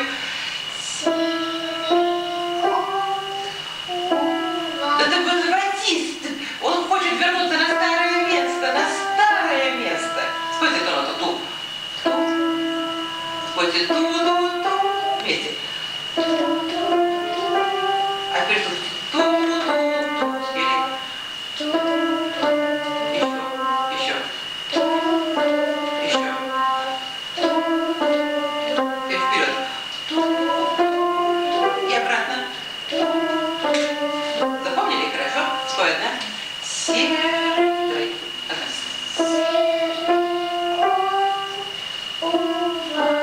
Хорошо.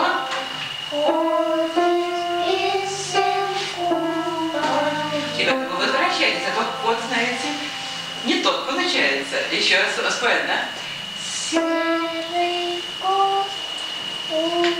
Нет, ребята, ну послушайте меня. Вот эта нотка, вот она показывает, с какого места кот уходит.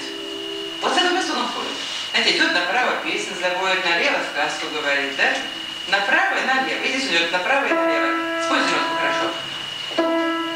Ну, пойте, не бойтесь. И ты красавица моя, спой. Не слышите, погромче. Правильно. Сейчас хорошо. Ту рука. Ту. Еще? Хорошо. А спой. Ту-ту-ту. Ту-ту-ту.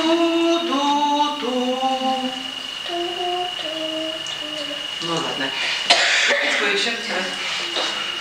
Выбрать это. Пошли. Спой.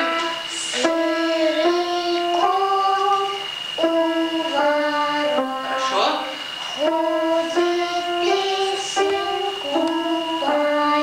Ну последний раз споем все вместе, чтобы хорошо запомнили дыхание.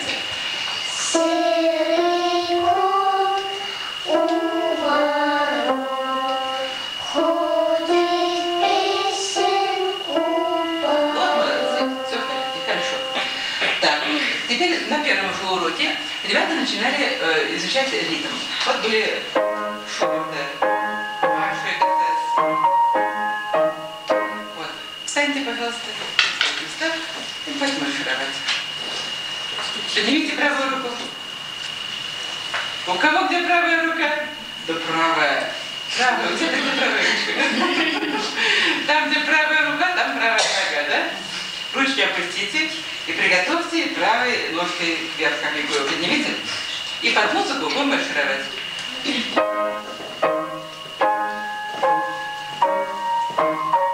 Да не бойтесь, смелее. Так, выйдите сюда. Вы боитесь просто, вы боитесь чего-то. Встаньте. Встаньте, короче. Вот встаньте правильно передо мной, чтобы я видела, как вы маршируете. Давайте сначала без музыки. Давайте. Правой ножкой начинаем. Раз, два.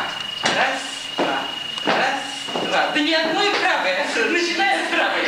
Правой, левой, правой, левой. Хорошо. Давайте вместе со мной. Пошли.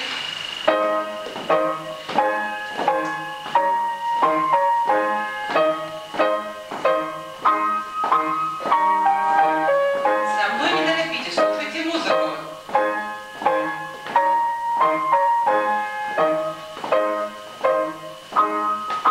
Я ускоряю и замедляю сейчас. Как вам кажется?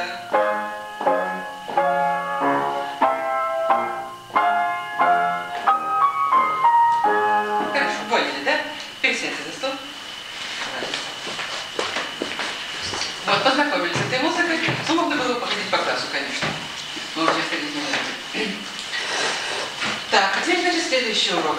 Следующий урок, значит, то же самое. Начинается, вспоминают сказку, вспоминают, какая музыка, поют песенку про кота, подошли про эту музыку, и вот получается новый марш. Послушайте меня.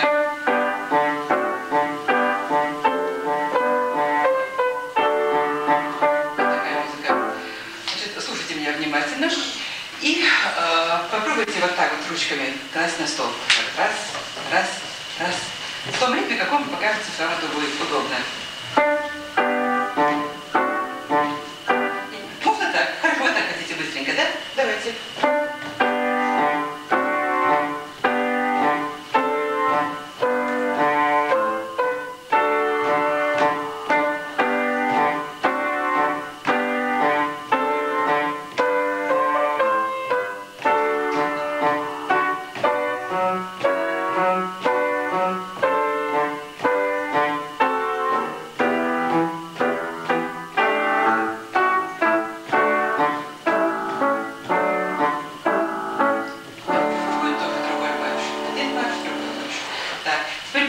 Под этот марш могут быть другие упражнения. Попробуйте правый, левый, правый, левый.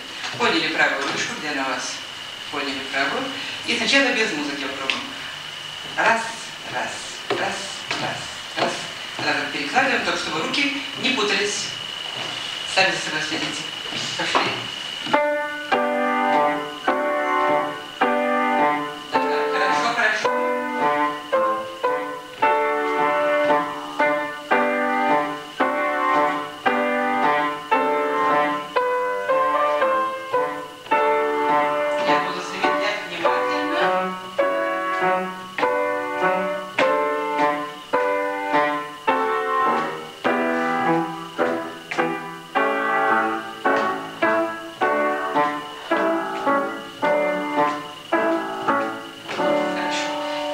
Еще раз этот марш. Ваша задача. Вы будете чувствовать там разные музыкальные фразы. И как фраза кончается, сразу хлопок сделать.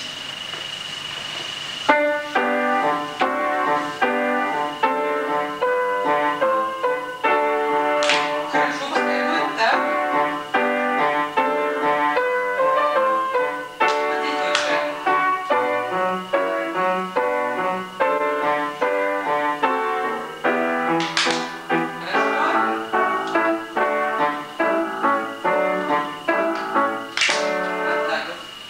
Сколько фраз не просчитали, да?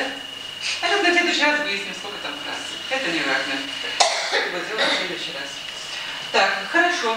И в этот же урок дается новая песенка. Допустим, такая «Облашатка, не лениться, не брыкаться», еще что-то такое. Вот. В общем, любая другая песенка в другом характере, чем этот самый серый кот. А что делается с серым котом? Значит, серого кота сейчас пропоем. И вот серому коту просто посчитаем, сколько там фраз. Значит, первый раз поем, просто вспоминаем музыку. Взяли? Серый кот у ворот ходит, песенку поет. Вспомнили. Спели очень хорошо.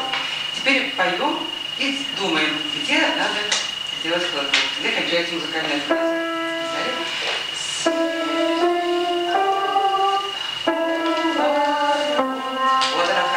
Сразу у ворот. Еще разок. Серый кот у ворот. Хорошо. Ходит, песенку поет. Хорошо. Так, теперь про другого кота споем. От такой нотки поем и тоже хлопки сделаем. Серый кот. Еще раз.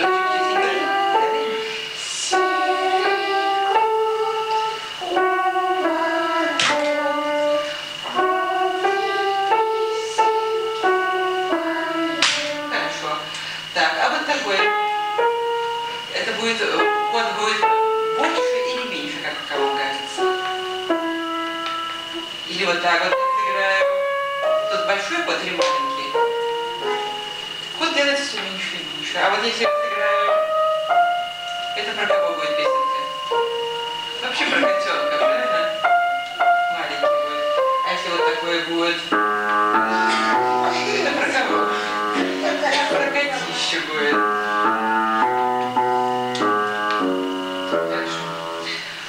Вот, дальше. Теперь, и вот в этот же урок примерно начинается занятие в нотных тетрадках. Значит, здесь нарисован нотный стан. Так, скорпи не видишь. Скорпи не видишь. Вот, наверное, это будет лишнее.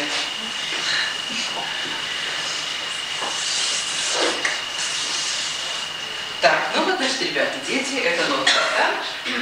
Он существует для того, чтобы записывать ту музыку, которую вы поете. Давайте считать линейки. Какая это по счету будет? Первая. Это? Вторая. Это? Третья. Это? Первая. Третья. Четвертая. Третья. Вторая. Третья. Первая. Четвертая. Пятая. Третья. Вот каждая линеечка – это как бы этаж, на котором живут нотки. Ну, давайте, вы, наверное, все умеете делать. Ну, я так абстрактно говорю, может быть, поражаться на будущее. И вот начинаю, ключа нет, у меня просто надо его стирать, ключа нету. Вот. И вот нарисуйте такую нотку. Раз, раз. Возьмите карандашик. И вот самое главное, чтобы вы делали ее одним движением. Раз. И то, мы делаем все вместе. Приготовились. Раз. Раз. И ты рисуй вместе. Раз. Подождите, ребята, посмотрите на меня.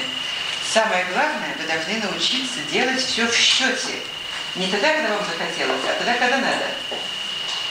Ничего не надо стирать, это прекрасные ноты. Мне надо, чтобы вы писали их вместе. Еще раз приготовили карандаши, поставили их на линейку, поставили карандаши к линейке. И по счету делаем раз, раз. Карандашик, подойдите, ребята, вы, по-моему, ноту рисуете неправильно. Посмотрите, сначала ноту надо рисовать вот так вот. С серединки начинаем вверх, делаем кружок и возвращаемся. Ничего не стирайте, у вас прекрасные ноты. Вы дома делаете, исправите. Посмотрите, меня вы так делаете или не так? Вот нота рисуется от серединки вверх, кружочек, и через низ возвращаемся. Ну попробуйте. Я не буду так за каждым следить, просто вы это имеете в виду. Ну взяли еще раз. Раз. Рисуй. Раз. А ты делаешь ровно наоборот. Раз. Вот правильно. И раз. Правильно. Раз. У тебя правильно. Еще раз. Молодцы. И еще раз. Молодцы. Вот тут все хватит упражнения. И вот так вот отрабатывается на один урок. Вот эта нотка, на другой урок, на следующий другая нотка. А теперь споем ее. Спойте. Ту. Ту. Еще. Ту. Еще. Ту. Так, а теперь я буду давать музыкальный сигнал, а вы будете писать. Приготовьтесь. Приготовьтесь. Эту ноту я даю, вы ее тут же записываете. Взяли. Ту. Быстрей. Это должна быть та же самая нота. Ничего нового я не даю. Эта нота одна на весь урок. Взяли. Ту. Поем и рисуем сразу. Ту. Еще. Ту. Еще. Хорошо, уже получается. Ту. Ну и так далее. Вот. А дома вам надо написать еще строчку. Или еще даже две строчки. Вот давайте вот напишите на новой строчке еще одну вот так вот нотку, и дома вы ее подрисуете. Как ты, бедная, рисуешь, а? Ой, у меня карандаша нет. Ничего себе, даже не могу. Ой, все увлез, у него бежит. Знаешь, Степан, ты что-нибудь? Сейчас он тебе дадут.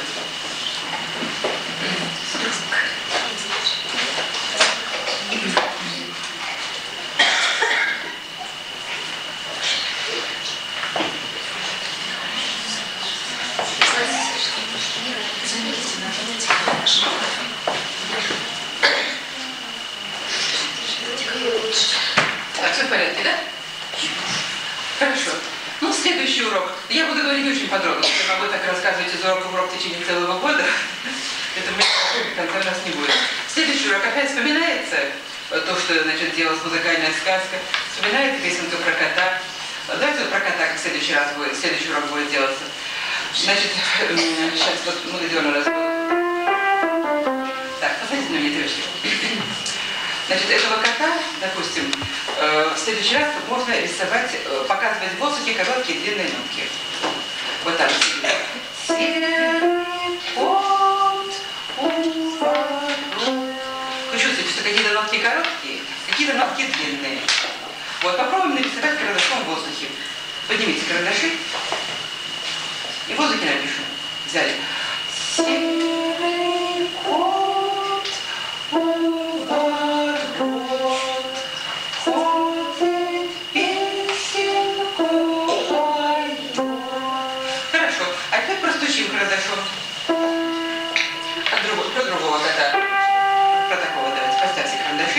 Поставьте на карандаш, или у вас театр ластик на конце.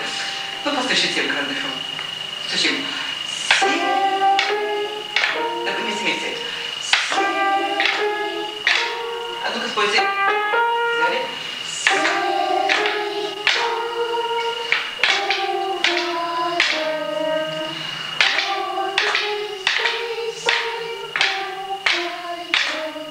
Хорошо. Вот. Теперь на каком-то из этих близких уроков учимся соединять вот так вот 5 линеечек. Одним движением. Раз. Раз. Попробуйте. Вот следующие 5 линеечек. Вот под мой счет. Вот следующую строчку возьмите. Вот. И за одно движение вы должны соединить все 5 строчек. Не разрисовывая ничего. Посмотрите на меня еще раз. Раз. Раз. Раз. Вместе. Приготовили карандаши. Взяли. Раз. Раз. Еще. Раз. Ты не делаешь. Раз. Линеечка. Еще. Раз. Раз. Хорошо. Это идет на целый урок. Потом какой-то урок. Учимся писать коротенькие. Так вот. Раз. И. Раз. И. Раз. И. Вот теперь для палочек у ребят специальная тетрадка. Тетрадка в линеечку. Вот, они там вот учатся писать длинные, короткие, потом специально ритмы всех песен отрабатывают сначала в тетрадке для палочек, а потом переносят в тетрадки для нот. Вот, теперь одновременно с этим идет изучение клавиатуры. Какие инструменты все вместе. Так, теперь показывается, что вот видите, вот, это все клавиши, и все эти клавиши делятся на октавы. Октавы — это как матрешка в матрешке. Они похожи друг на дружку. Вот посмотрите, 2 черненькие, 3 черненькие, 2 черненькие, 3 черненькие. И на каком-то уроке у них задание. Вот вы хотите, как по очереди будете, чуть-чуть назад садитесь. Вот.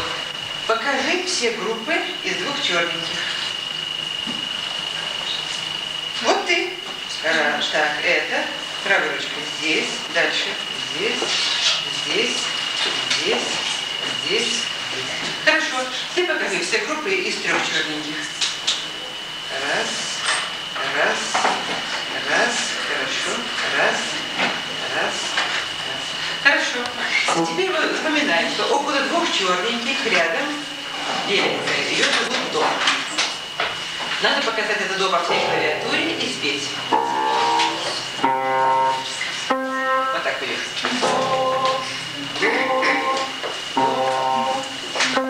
Иди сюда. Нет, девочка, следующая. Иди сюда.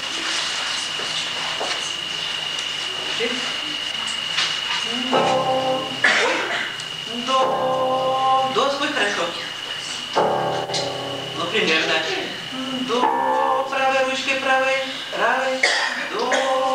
Дальше. Дальше. До конца иди. Это до?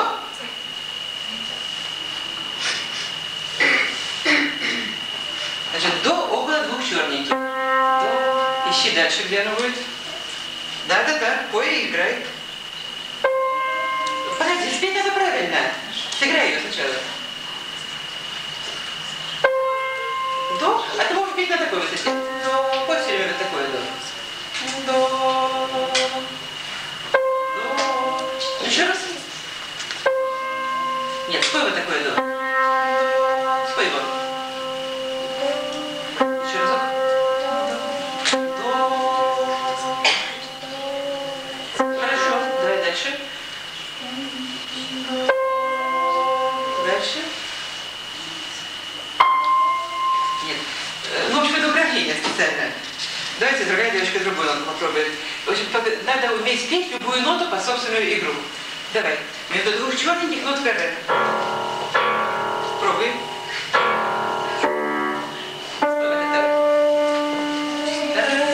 Вот ты будешь петь это ре, а играть все остальные. Ре. Между 2 черненьких.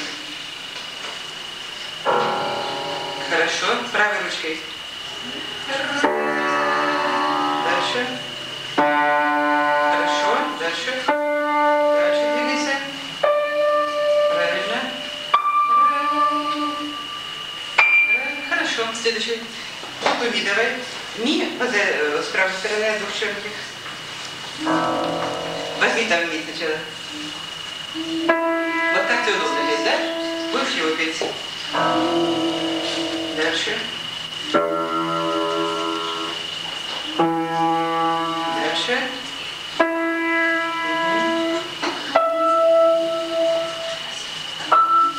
Ага. Хорошо. Вот так вы выучили все ноты. После этого учим диезы и учим бемоли. Допустим, рядом с до будет до диез. До диез, до диез, до диез и так далее. В общем, вот так вот все нотки выучатся, чтобы каждый человек знал, маленький человек знал и садится, на где какая нота играется. Вот, потом все эти навыки постепенно сводятся вместе к какому-то уроку. Но этот урок, конечно, не раньше, чем, если это есть начало в сентябре, не раньше, чем в ноябре. Вот, значит, отдельно, допустим, песенка про кота, записана уже палочками, превращена запись ритма в ноты, научились ее играть ото всех нот. Вот они учат, и она знают, и так далее. Вот делается все меньше. Вот. И после этого только она записывается первый раз нотами, как вывод из всех навыков, которые были. Вот. И так отрабатывается каждая песня. На сне покажу еще некоторые песни. Вот. Ну, допустим, «Сорока, сорока». Знаете такую песню, ребята? Не учили никогда? Так, ну слушайте меня внимательно. Болтушки. Болтушка. Даже меня не слышно. Наверное, глаза. Так, слушайте меня. Сорока, сорока, где была далеко, кашку варила, деточек кормила. Никогда не такую песню не слышали? Слышала? Так, попробуйте сказать слова. Сорока, сорока, где была далеко, кашку варила, деточек кормила. Пошли? Сорока, сорока, где была далеко, кашу варила, деточек кормила. Эта сорока прыгает по елке, по разным веточкам. Скажите, она сейчас будет прыгать повыше или пониже? Ты думаешь? А если вот так вот? Вот это она повыше прыгнула, а это она пониже. Давайте споем на тех веточках, где она пониже прыгает. Давайте. Да, и в конце каждого кусочка сделаем хлопок. Взяли? Сорока, сорока, где была далеко, кашку варила, деточек кормила. Хорошо. А про такую сороку покажем палочками. Сорока, сорока, Высоко вам, да? Давайте вот такой нотки. Пошли. сорока, сорока, где была далеко, кашку варила, деточек кормила. Хорошо. Ну еще про сороку вот так простучим. Сорока, сорока.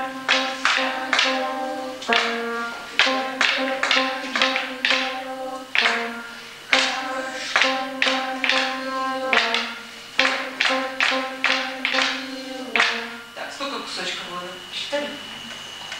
Посчитайте, так представьте себе, что вы пели. Ну сколько? Так, давайте считать. Про такую сороку поем и хлопки сделаем. И считаем, сколько кусочков. Сорока, сорока, где была далеко, кашу варила, деточек кормила. Сколько? 4. 4. Хорошо. А теперь давайте запишем ее палочками в тетради. Сначала я напишу. Посмотрите на доску. Ребята, я вас прошу, с доски не срисовывать. Вы то же самое делаете с тетрадки сами. Посмотрите. Сорока, сорока. Вот первый музыкальный кусочек. Ставим ему лигу. Значит, этот кусочек. И короткие соединяем внизу. Поняли, что я хочу? У вас похожие упражнения тетрадки есть. Так, значит, сначала пишем в воздухе. Приготовились. Даже не так. Сначала напишите слово «сорока». Умеете писать? Запишите слово «сорока». А? Прошла сюда. Сорока, сорока. Словами, конечно. Сорока с буквами. Да.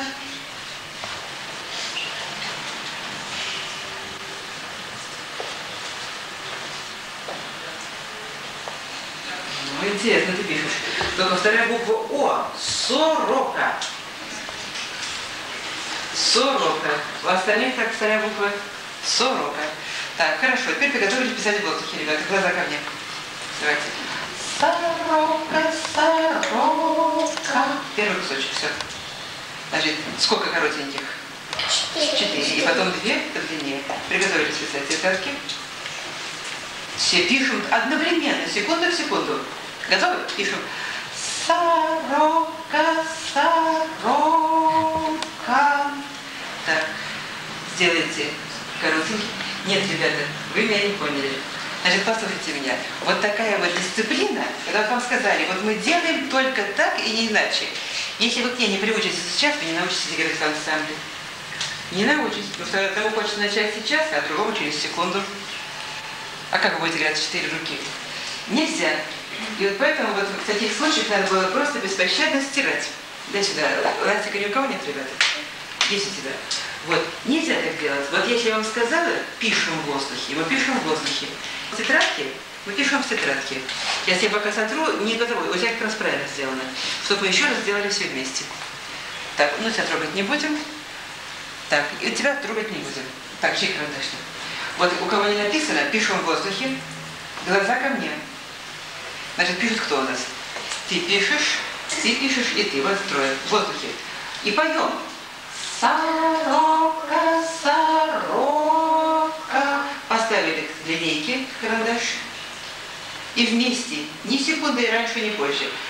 Сорока, сорока. Послушайте, ребята, я хочу, чтобы вы делали вместе с голосом. У тебя хорошая голова, ты соображаешь быстро. Посмотри на меня. Сорока, сорока. Я хочу, чтобы ты делала не когда в голову взбрела, а чтобы ты сделала вместе с голосом своим. Ладно. А ты тоже сделала 4 палочки и малость, и все. Да так нельзя. Смотри. Это я зачеркну просто. Сорока, сорока. И тогда только соединяем. Хорошо, давайте второй кусочек вместе. Где была далека? В воздухе пишем. Где была далека? Пишем. Вместе. Где была далека? Правильно, соединяйте. Восьмушки делайте лигу. Вот видишь, ты опять одна мучаешься. Давай я твоей рукой сделаю. Дай сюда, держи карандаш. Держи хорошо, кого ты пишешь. Возьми. На месте. Где была далека? Поняла меня? Голос вместе идет с рукой. Дальше. Кашку варила. В воздухе пишем. Кашку варила. Приготовили карандаши. И пишем сразу. Пошли. Кашку варила. Сделай одна. Все, соединяйте. Ну, остальные меня поняли, по-моему. Нет, тебя не поняла. Давай, посмотри. Держи. Кашку варила. Одна в воздухе сделай. В воздухе. В воздухе одна сделай. Ну, кашку варила. Одна сделай. В воздухе. Кашку варила. Теперь запиши. Длинная. Кашку варила. Подожди. Ты себя не заставляй. Если ты чувствуешь, что нота короткая, значит она короткая. Посмотри еще раз на меня. Кашку варила. Сделай в воздухе одна. Давай. Кашку варила. И теперь то же самое сделай здесь. Кашку варила. Все правильно. Сделай коротенькие вместе. И сделай общую лигу. Ну, а что тебе так не хватит одного? Последнее. Деточек кормила. Держите, в воздухе все пишем. В воздухе на меня глаза. Деточек кормила. Пишем. Коротенькие начинают. Деточек кормила. Все, сделай аккуратно.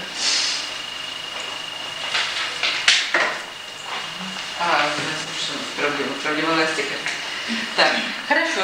Теперь вот эти вот ноты превращаем в четверть восьмушки. Ну, посмотрите, что я делаю. Из этих вот коротеньких я делаю восьмушки. И здесь из этих двух коротеньких восьмушки.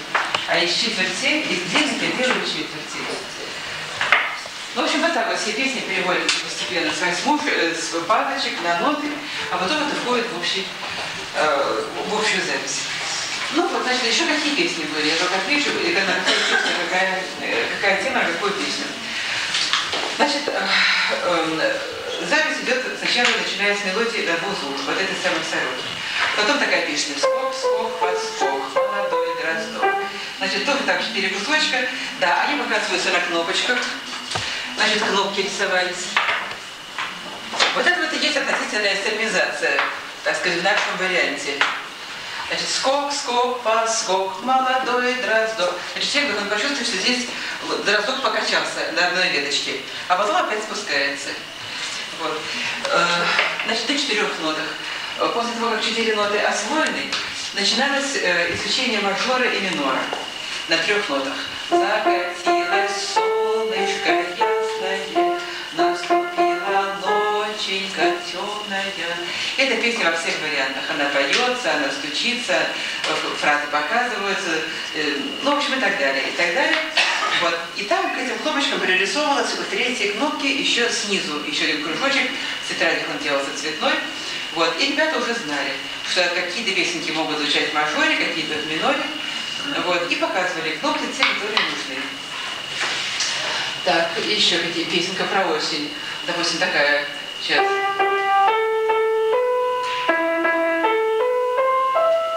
Вот песенка «Поле дождливая осень наступила». Тоже она имела свои задачи. Теперь, значит, про Надюшеньку.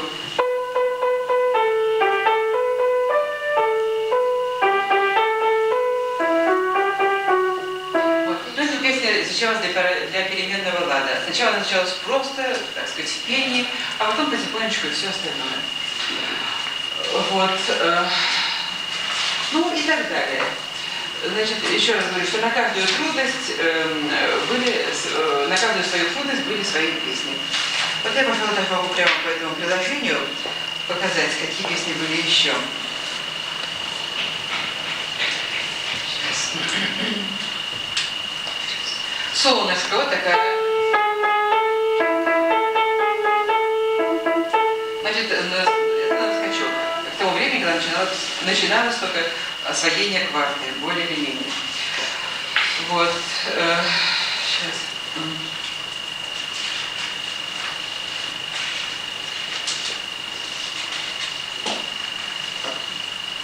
Вот песенка. Песенка на 3 нотах. Хорошо. Вот такая трудность изучалась. Хмурая, дождливая, нос не успел какая.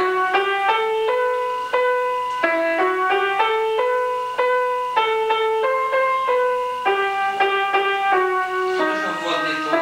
Потом постепенное движение. Так. Еще что-нибудь. Да. Теперь было такое очень интересное упражнение. Это чтобы ребята ощущали двухголосие. Это музыка про медведя Рябикова. Это была просто музыкальная игра, когда ребята уставали. Встаньте-ка все. Встаньте все. 2 пройдите сюда, а 2 туда. А ты иди, все, сюда, куда хочешь. Ну иди к этим ребятам, а вы туда встаньте от них подальше. Это сначала послушайте музыку. Нет, нет, наоборот, рядышком не надо, подальше. Сюда к стенке подойдите, а вы туда подойдите, к той стенке. И ты к этим ребятам подойди. Вот, это музыка про медведя. Медведь идет из берлоги. Вот ты будешь медведем. Хорошо? А ты будешь, допустим, другим медведем. Его сначала один медведь идет. Вот иди. Подожди, ты иди с ним в ногу. Туда подальше встань. Там, это переваливается. Иди к тому медведю в гости. Где медведь? Иди, кто тебе нравится из них больше? Иди, еще раз, иди в свою берлогу туда. Пошла туда. Подожди, самое главное в ритме иди. Ну давайте 3 медведя, идите вместе. Иди сюда. Встаньте рядом, вы должны идти вот медленно, размерно, он уже грузный, тяжелый. Правильно? Давайте. Раз. Вот. В развалочку. Еще к стеночке и дойдите, не бойтесь. Подходите, ребят. Теперь смотрите, второй мишка идет в гости. Давайте 2 других медведя пошли. Вот. Под музыку еще. Под музыку они на прогулке. Раз. Хорошо. А теперь те мишки пойдут. Вместе пошли. Раз. Не торопитесь. Раз. Ну ладно, вот такие медведи. Садитесь, медведи. Вот еще песенка «Петушок».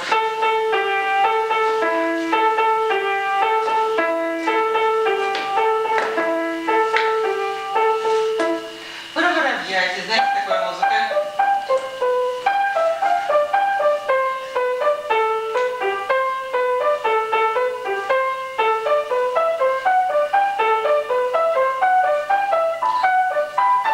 И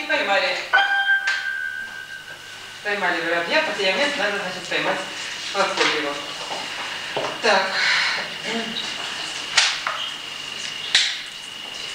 Так, это я еще что, до первого года еще у нас будет.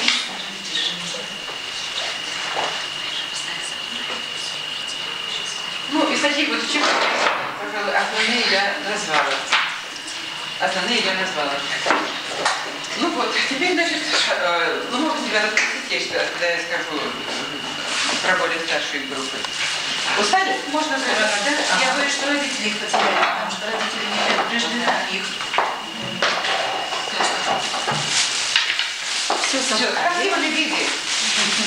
Медведи у нас сегодня в спячке.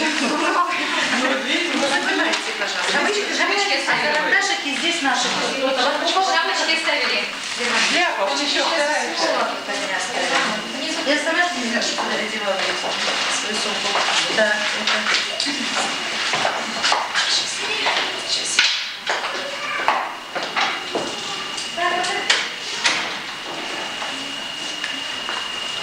Вот, значит, в 1 классе. Я назову только экзаменационные требования в 1 классе.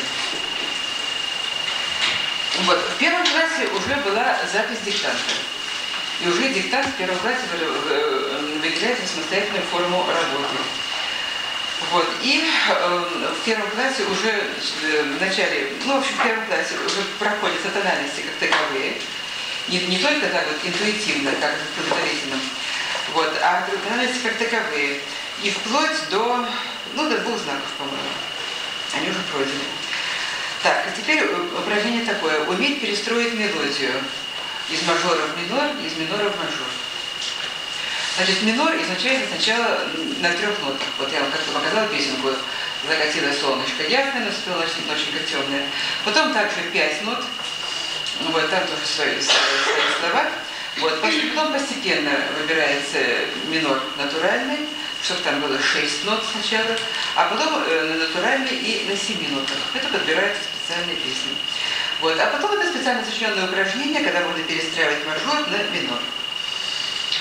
Вот, теперь, значит, в конце первого класса надо уметь петь с дирижированием. Вот, и уметь, дается, значит, мелодия, в которой надо чередовать пение вслух и пение про себя. Вот, теперь, значит, прослушать незнакомую мелодию. Вот, и уже определение интервалов. Уже определение интервалов идет. Вот, причем, вот если я смотрю, значит, интервал определяется как музыкальный скачок. И вот надо уметь определить, насколько нот скачок сделан. Вот, то есть здесь не делается ставка на то, что качество, так сказать, звуковой эффект консонанса, диссонанса, это само собой, это имеет значение. Об этом обязательно говорится, там секунда верещит, там сепсима тоже верещит, секста мягкая, там квинта пустая. Вот. Но когда дается музыкальный скачок, он должен или в уме, или громко сделать заполнение ступенями и твердо определять, какой это интервал. Вот. Теперь, значит, от звука надо уметь тон и полутон, и вверх, и вниз, от любого звука, и, соответственно, фортепиано, и уметь петь гаммы. Уметь петь гаммы, значит, до 2 знаков, минор всех 3 видов, вот, а мажор только натуральный. Вот. Теперь еще 2-й класс у меня здесь был представлен. Нет, во 2-м классе у меня дистанционных требований нету. Ну, в общем, дальше, собственно, есть программа. Эта вот программа, она у меня есть, вот здесь я могу ее показать. Вот, потому что она сейчас сделана, ксерокс сделана этой программой, но сделана только в одном экземпляре, поэтому они мне отдали образец. Вот, но кому надо будет, вот, более новых программ просто я не знаю, может быть, они и были, но не дошли, так сказать, до потребителя. Программа курса советской музыкальной школы. И, собственно, программа шла вот по этой вот программе. Самая большая трудность, конечно, это в работе с подготовишками. Вот, там, где закладываются самые основы. Вот эти в таком вот возрасте заложены основы вот, восприятия и осознания этого восприятия, то дальше развитие, в общем-то, идет легко. Ну вот, ну, я слушаю ваши вопросы и стараюсь дать ответ. Ага, я сяду, да?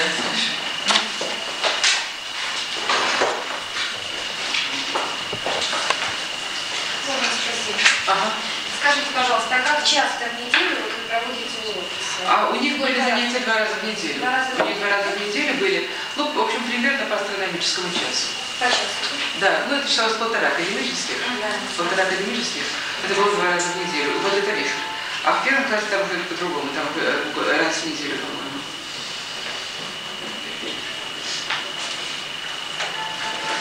Скажите, а магнитофонные формы обучения имели такие негативные последствия из-за объема или же вот сама эта форма? Ну, вы знаете, с магнитофоном мы обычно имеем дело в ВУЗе.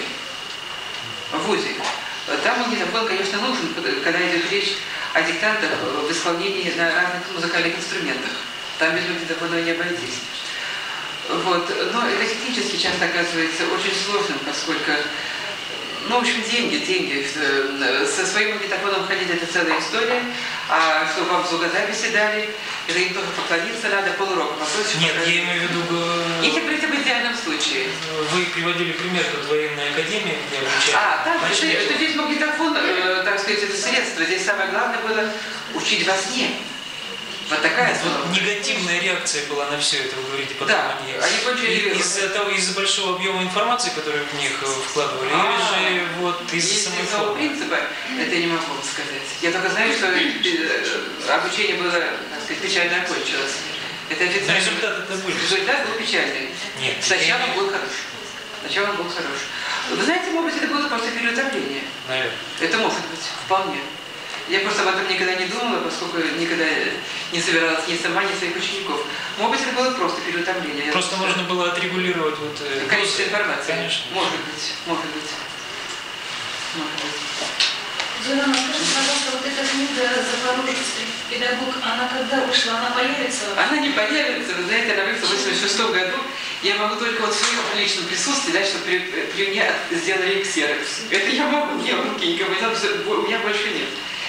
И вы знаете, когда они появились, мы сами вот с Янько с трудом купили для того, чтобы сделать подарки. Настолько быстро она разошлась тогда. Скажите, пожалуйста, а вот у нее была еще идея, да, у Софьи Федоровны Акласовой сделать учебник. Вот потом это реализовалось... Нет, только те пособия, которые вышли с Давыдовой. С Давыдовой, да? Да. Нет, так она в конце концов и не получилось. Потому что они Мосграмоту хотели переделать. Да. Ну вот то, что я вам сказала, это вот так, как у них вели занятия. То есть селедки там могли быть какие-то побыстрее, поскольку там ребята отбирались уже сразу наверняка, что это на лауреата тянет или не тянет, уже в 6 лет там могли определить. А в семилетке все-таки публика, так сказать, была еще в простой школе, они еще думали, делать музыку своей специальностью. Вот. Но принцип был тот же самый. Но потом они, конечно, развивали чем? Вот сейчас у них занятие вела в последнее время педагог Амелия Кругликова. Все эти вещи, они усложнялись за счет применения инструментов орфа. Вот, когда они изучают ритм, то у них у каждого своя там ложка, поварешка, там, тамбурин или что-то еще. Вот, и все эти вот партитуры в ритмах, они звучат. Это очень приятное упражнение, раз с удовольствием это делают. Вот это можно, ну, в общем, это вещь доступная, потому что инструменты такие детские, в детском мире можно купить и отрабатывать ритм, и кроме приятного на уроке ничего не будет. Это просто любая школа может закупить, это не так дорого. Вот, а партитуры можно использовать орфовые, а можно делать и свои. Собственно, в чем сводится партитура? Вы изучаете четверти и, допустим, паузы. Одни удаляют, допустим, тамбурином по четвертям, другой удаляет половинкам, третий в паузу вставляет там еще восьмушки какие-нибудь. Это можно самой делать партитуру неограниченных количеств. Понятие тона и полутона в подготовке к флейте. В подготовительном классе тон и полутон? Нет, вы знаете, нет. Там все-таки идет на живое созерцание музыки. Вот та музыка, которая звучит. А вот, собственно, теория как таковая, она начинается немножечко попозже. Вот в первом классе там тон, полутон, они уже должны спеть и должны услышать. А, собственно, после этого уже идут и все остальные интервалы. Но вот давайте я вам расскажу, как проходят эти интервалы, потому что я чувствую, что вы проходите их немножечко по-другому. Значит, ну, начиная там с... Ну, я не буду говорить, с какого класса, потому что в каком-то случае это может быть в 7 лет, в каком-то 8, в каком-то 9. Значит, уже когда изучена гамма. Вот пройдена гамма до мажор. В этой гамме определяются, выписываются все тяготения. Значит, выписывается до мажор. Может, вы даже запишите, поскольку это в принципе пригодится. Ну, кто-то, может, знает, кто-то, может быть, не знает. Значит, запишите гамму до мажор, до беленькая, ми беленькая, соль беленькая, остальные черненькие. Подписываем номера ступеней римскими цифрами. Вот, и определяем везде тяготение, неустойчивых к устойчивым. Вот это делается уже на определенном уровне, это не на первом уроке делается. Вот, и теперь, значит, изучается тема интервал в тональности. Интервал в тональности. Значит, сначала на каком-то уроке изучаются секунды. Значит, выписывается до ре. Подписываем сверху большая секунда, снизу на первой ступени, и ее разрешение до ре разрешается в до ми. Я буду только говорить самое начало, чтобы потом, потому что это слишком много говорить всего. Поставили тактовую черту, выписываем следующую секунду ре ми. Ре черненькая, ми беленькая. Эта секунда, один звук устойчивый, другой неустойчивый. Ре ми разрешается в до ми. Поставили тактовую черту. Ми фа. Ми фа может разрешаться разными способами. Можете разрешить ми фа в ми соль. Вот это будет не самое такое красивое. Можете разрешить ми фа через ре фа разрешиться в до ми. Вот. И таким манером вы разрешаете все секунды. И после этого задания уметь играть и уметь петь все секунды на первом уроке в до мажоре. Вот. И то же самое записать дома в соль мажоре или в ре мажоре. Потому что в конечном счете они должны уметь записать все это и построить во всех мажорах. А темп прохождения зависит уже просто от группы.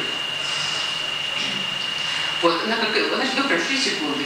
тональности, и вы знаете, что тема секунды тональности у вас пройдена. Другая тема – терция в тональности. Значит, снова скрипичный ключ, снова вы написали гамму, все тяготения. Тяготение – это самая основа. И теперь выписываете все терции до ми. Значит, оба беленькие, это устойчивые звуки, они разрешения не требуют. Подписали большая терция на первой ступени. Тактовая черта. Дальше черненькими ре-фа. Ре-фа.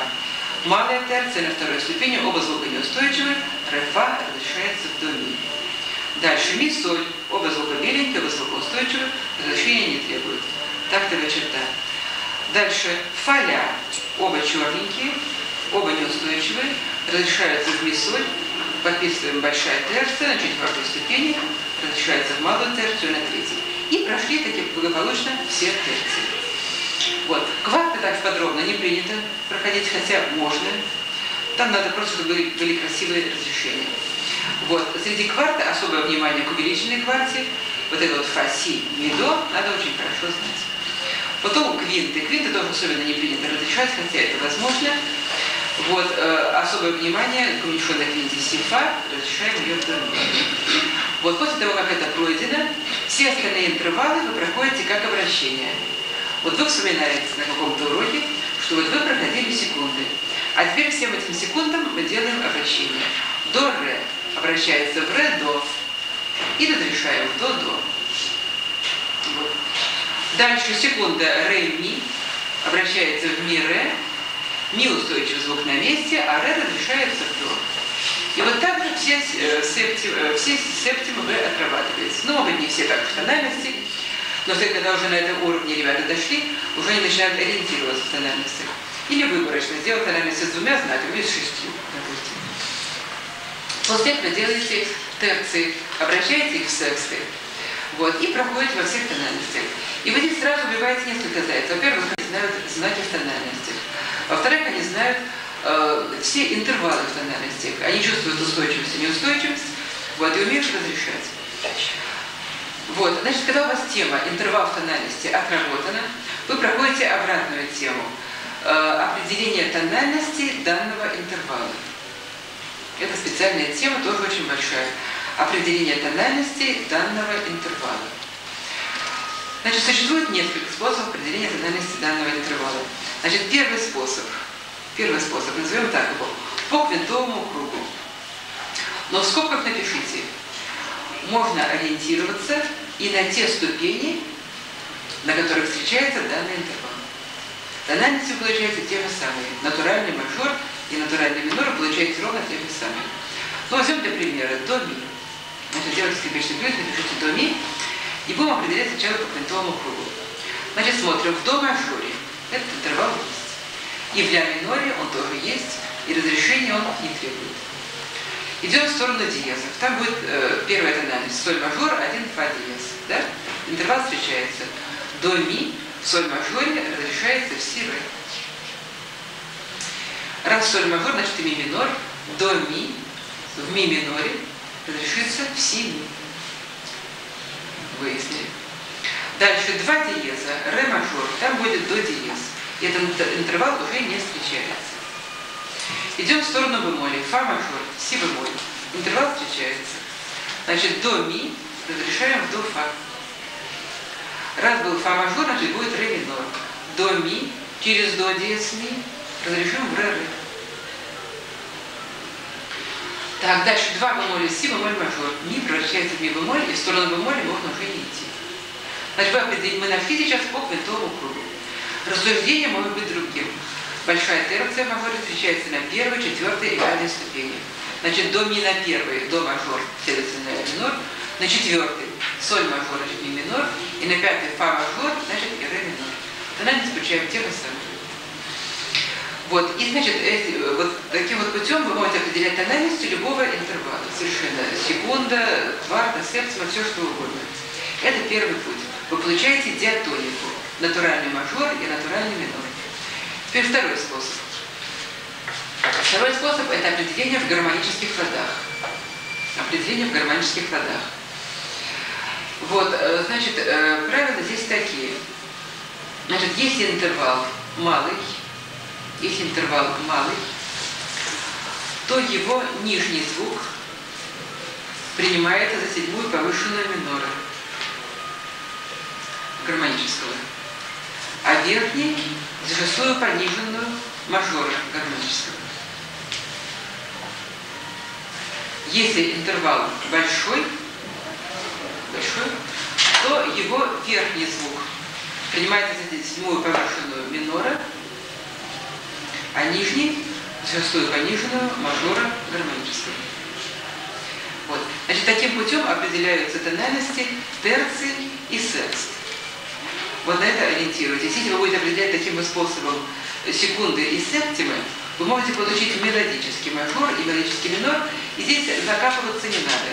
Это, если вы делаете где-то в училище с теоретиками первого курса, то это хорошо, а в музыкальной школе это вообще делать не приятно. Вот, значит, смотрим на интервал до ми. Смотрим на интервал до ми. Большая терция. Принимаем ми за седьмую повышенную минора и получаем фа минор. Новая тональность. Такой тональности не было, решение до ми в до фа. Вот, принимаем до БК за шестую пониженную мажора и получаем тогда ми мажор гармонический. До ми разрешается в си ми. Значит, каждый раз, когда вы делаете разрешение в новую тональность, вы сначала, написали этот интервал, подписали какая-то тональность и выставляете ключевые знаки. Вот. И когда гармонический мажор, особенно минор, вы будете писать, значит, написали ми мажор, 4 диеза, потом пишете до БК ми, разрешение в си ми. Значит, здесь должно быть четко. Вот. Это второй способ. Тут всего две тональности будет. Теперь третий способ. Третий способ при помощи ангармонизма. Вот. Значит, здесь эта тема проходится гораздо позднее, после того, как пройдены характерные интервалы и гармонического мажора, и гармонического минора. Вот. И когда вы определяете интервалы, тональности этих интервалов, значит, вы себе имеете в виду, значит, большая терция равна уменьшенной кварте. Малая терция равна увеличенной секунде. Малая секста равна увеличенной квинте, и большая секста равна уменьшенной септиме. Значит, если у вас до ми превращаем до фа бемоль, и какая будет эта тональность? Значит, мы знаем, что уменьшенная кварта в мажоре на третьей ступени, тональность будет ля бемоль мажор. Значит, пишите 4 бемоля при ключе, скрипичный ключ, 4 бемоля, пишите до фа бемоль и разрешение до ми бемоль. Теперь уменьшенная кварта на седьмой ступени минора. Превращаем до ми в си диез ми. Си диез водный тон, тональность до диез минор. Значит, выписываем 4 диеза, пишем си диез ми и разрешение до диез ми. Вот то, что я сейчас сказала, это очень сурово сейчас вот так вот практикуется, чтобы все знали, особенно вот в Мерзляковском училище. В Гришинском училище, прямо скажу, не все педагоги вот так вот въедливо, чтобы вот знали, это, конечно, это педагоги старшего поколения. Вот, как что вы вообще больше зануды. Вот. А ребята, которые помладше, им хочется поскорее. Ну что они и так знают? Нет, вот вы знаете, когда вот это вот там немножечко не знает, здесь немножечко не знает, конечно, в учете это отражается, в общем, на всех, ну, на восприятие более сложных вещей. Да и на, в общем-то, уровне мыслительного развития. Вот, так что мне здесь неоднократно приходилось иметь дело с ребятами именно из Мерзляковского училища, там у них будет здоров, там их так муштруют по этим интервалам очень крепко. Вот, значит, все это распределяется на несколько лет. Вот такая вот теория, вот основательная теория этого дела, это, конечно, в училище первый курс, это с теоретиками отрабатывается очень крепко, с пианистами, ну, с дирижерами. Вот, другие, как потянут. Они должны иметь, так сказать, знания о принципах. Вот, но там, в общем-то, они отличаются тем, что они больше шугаются и все. Вот, теперь, значит, то же самое, когда освоены вот так вот все эти интервалы, то же самое проходится и с аккордами. Значит, во-первых, это ведет к тому, что потом переход к модуляции воспринимается как нечто родное и близкое, там уже нет проблем. Значит, если вы сначала вы проходите аккорды в тональности. Все аккорды, вот взяли до мажор, и все прошли аккорды на всех ступенях, все с разрешением. Все с разрешением. Вот третье, безусловно, это в училище необходимо. Вот, а в музыкальной школе, ну, фрагментарно. В музыкальной школе думали, то, что будет разрешаться на второй ступени, на седьмой ступени, на пятой. Вот, значит, эта тема аккорд в тональности. Там мажорное трезвучие, минорное трезвучие, уменьшенное, увеличенное, все это проходит в тональности. Потом обратная постановка вопроса. Определение тональности данного аккорда. Вот. И здесь логика та же самая. Здесь, может быть, нам не нужен ключевой круг, поскольку тональности все равно будет намного меньше. Здесь мы ориентируемся на ступени. Значит, если вам дано мажорное трезвучие или минорное, вы знаете, что мажорное и минорное отличаются там, где тональность диатонического родства. Вот. Значит, они к этому времени проходят эту самую схему тональности диатонического родства и разрешают его во все тональности. Вот. Это уже, собственно, подготовка к отклонению. Вот. А уменьшенное увеличение трезвучия, тут разговоров нет. Это делается, там ля бемоль до ми, разреши, куда оно разрешается, сделай гармонизм и разреши, куда оно разрешается. Вот. Что касается септаккордов, то же самое. Первая стадия изучения септаккорд в тональности, септаккорды второй, седьмой, пятой ступени. Вот. А вторая стадия – определение тональности данного септаккорда. Значит, здесь малый минорный, малый мажорный, малый уменьшенный, квинт, уменьшенный. Ну, конечно, никаких гармонизмов нет. Все это идет в пределах, в общем, тональности диатонического родства. Вот. И вот по этой вот схеме, если очень хорошо отработан курс элементарной теории, то дальше курс гармонии идет легко. Потому что все эти упражнения, все, безусловно, они все должны играть, и все должны их петь. Вот. Иначе дальше это занятие очень сложные и очень поверхностные знания будут. Что-то они будут знать, что-то они будут определять, но это будет, в общем, поверхностно. Вот, так что все эти основы, они закладываются в детском и, так сказать, ранне-юношеском возрасте. Вот, ну что я еще могу вам сказать?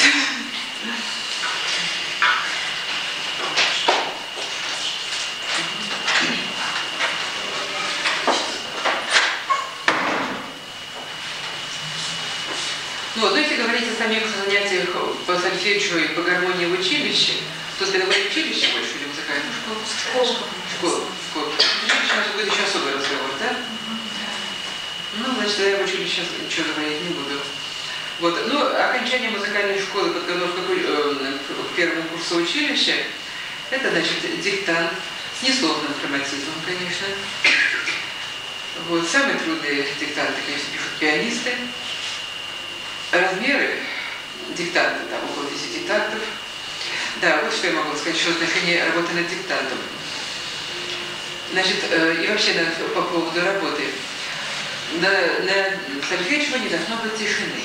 Если вы чувствуете, что они что-то не тянут, надо моментально, чтобы они это пели. Будь это диктант, будь это интервал или там какая-то цепочка, если вы видите, что человек не воспринимает, пускай он тут же это дело поет. Вот, и диктанты, они тоже бывают разные. Они бывают диктанты, над которыми вы работаете, и диктанты проверочные. И вот этих проверочных должно быть мало. А основная масса диктантов – это те, над которыми вы работаете. Вот, и, так сказать, процент подсказки, он тоже может быть разный. Вот так, ну, с этими ребятами я вам, правда, не показала. Значит, какой-то диктант, допустим, ребята прослушали, пропели, потом пропели его с названием нот, потом в уме пропели, представили, как это звучит, и потом сразу записывают в тетради так, чтобы все писали каждую ноту вместе. Вот. Это вообще очень много значит. Во-первых, это дисциплина на уроке, чтобы все работали одновременно, и никто ни на что ни на йоту не отвлекался. Вот только тогда у них дело-то будет усваиваться, чтобы все работали вместе. Вот это одна стадия, так сказать, проработки диктанта. Другая стадия – пропели без названий нот, пропели с названием нот. Вот. И потом педагог играет, а каждый записывает в том темпе, каком он может записать. Вот. Какие-то диктанты могут быть такого рода. Значит, из сборника какой-то номер запомнили, может быть, даже в уме запомнили, закрыли сборник, записали в тетради. Так что вот эти вот упражнения на память. И еще есть такие слова, то есть существует именно как система упражнения. Упражнения на концентрацию внимания. Вот это вот очень важная вещь, чтобы ребята умели концентрировать внимание. И вообще человек от человека отличается умением концентрироваться. Вот. Вот это должно постоянно присутствовать на уроке. Даже вот, я понимаю, что бывают ребята, которые там мешают, которые отвлекаются, но надо стараться, чтобы все работали в одном ритме. Это будет на пользу всем. И потом человек будет с урока уходить, так сказать, психически здоровым. Вот. Это такой вот общий ритм, это, так сказать, очень много значит. Вот. Ну и, наконец, просто как проверочные диктанты. Просто проверочные диктанты, когда педагог просто играет, а ребята пишут то, что не могли, могут, только не восприняли и могут зафиксировать. Вот. Теперь, значит, на уроке, конечно, большую часть времени, когда начинается урок, надо употреблять на групповую работу. То есть педагог должен знать, когда он идет на урок, что он на этом уроке хочет с ребятами сделать. Он заранее на весь год может сделать себе примерно разбивку, какие диктанты будут, когда, какие номера он будет петь. И сначала, если там урок длится, допустим, час 15, то большую часть времени он потребляет на общую работу класса. И этот диктант, он идет туда, вот в эту общую работу класса. Вот. И только конец времени, когда уже все поработали, вы знаете, что они просто устали, вот, можно проверять домашние задания, вот там его место, там его место. Или на какие-то просто попеть с аккомпанементом, чтобы уже было, так сказать, отдохновение.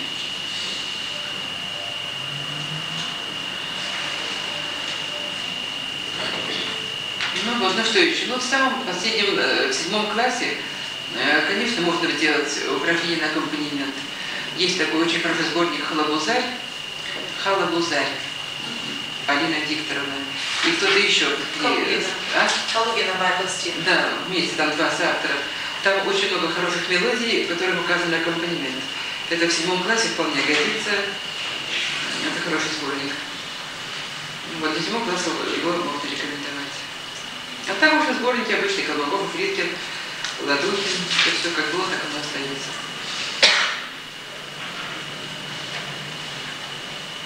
Так, ну какие-нибудь вопросы? Вот еще.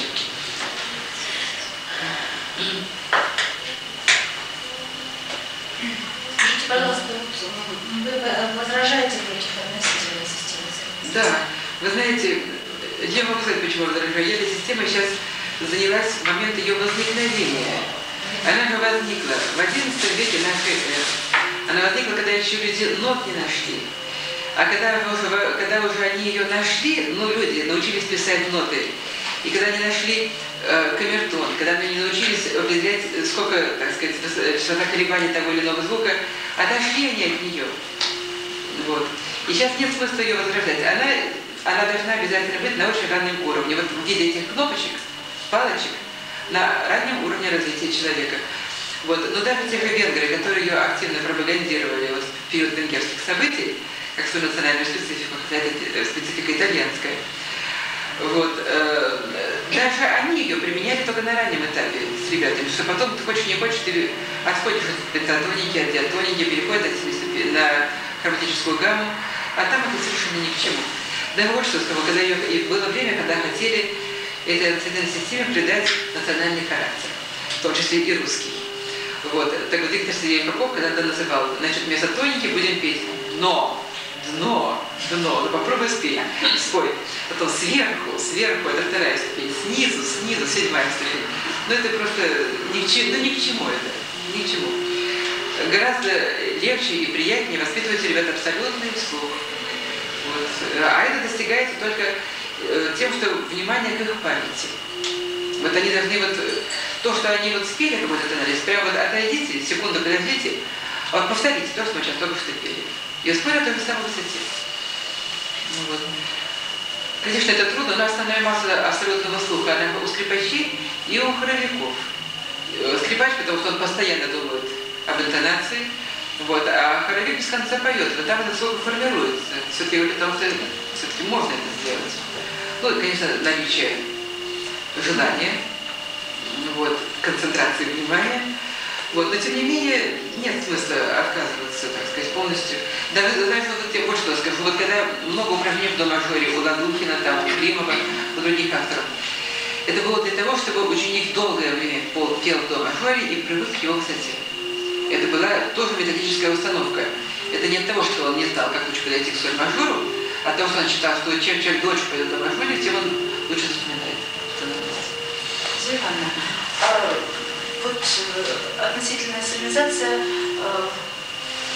фрагменты, вернее элементы относительной солемизации, такие как ручные знаки и вообще интонационные модели, из которых потом очень удобно выстраивать салат, и все-таки без названия в ступени относительных, сами модели с ручными знаками, но они идут как элементы относительной солемизации. Элементы, конечно. Элементы. Да, и это, в общем... Ну, если это кому-то помогает, ради Бога. Ради Бога. Мне приходилось иметь дело с нашими вот ребятами московскими, которые учились в Рижской консерватории. Там это дело было поставлено, так сказать, на высоту государственного, так сказать, государственной идеологии. Вот еще никогда Латвия не была самостоятельной, но они хотели хоть в чем-то быть абсолютно независимы от Москвы. И с большим трудом они иногда принимали москвичей, там, учиться в консерваторию. Но ребята просто, без всякого, называли это азбука глухонемых. Понимаете, я говорю, не без идеологической подосновы это говорю. Вот, это помогает в очень ограниченных количествах, как переходная ступенька помогает. И кто будет этим пользоваться, ради Бога. Да, на начальном этапе это очень помогает. Пожалуйста. Скажите, Так вот, вы относительная стабилизация, если серьезно говорить, что такое относительная стабилизация, называется Гвидонова рука. Вот это вот рука, на которой можно было расположить 22 знака, 22 ноты. И вот они знали, на каком фаланге какая нота. Это был 11 век, Гвидо Ретинский. Вот, эта система существовала в Западной Европе в разных странах по-разному. Она сохранилась потом в Италии, поскольку там в Италии и родилась. От нее раньше всех отказались французы, поскольку они хотели быть независимыми от Италии. Вот, мы воспринимали абсолютную систему от французов. Вот. В Германии отчасти она сохранилась, но в Германии больше сохранилось не название звуков, там, до, ре, ми, фа, соль, то все мы, а буква. Опять же, сейчас могу сказать, кое-кто наши ребята учатся в Германии и показывали мне задания, какие им задают по теории. Если по сравнению с нами, это небо и земля, в смысле, просто настолько это просто. И вообще, эти задания у них, они носят характер, как будто этих ребят готовят к работе издателя, редактора. Вот тебе вот текст, найти в нем ошибки, сравнила с таким-то текстом. Вот для примера. Это духовик, который ехал в в надежде стать лауреатом какого-то конкурса. И остался учиться. Вот. Так что, я говорю, мы воспринимали это от Франции. Вот. В Венгрии она сохранилась относительная система, и в Англии. Англия страна такая вот консервативная, но венгры почему-то тоже захотели это сделать. Вот. А большинство европейских стран отказалось от этого. И если кому-то хочется пользоваться, пользуйтесь, пожалуйста, но только потом сама жизнь заставляет переходить абсолютно. Скажите, пожалуйста, а вот я смотрю, вы пользуетесь в основном звукорядом на нотном стане, а вот столбицы, графики... Пользуемся, да. Да, это мы пользуемся, просто здесь не так много места, пользуемся, да. Графическое изображение воды. Да, это есть. Что столбица в Болгарии, это славянский народ, как-то это... Ага.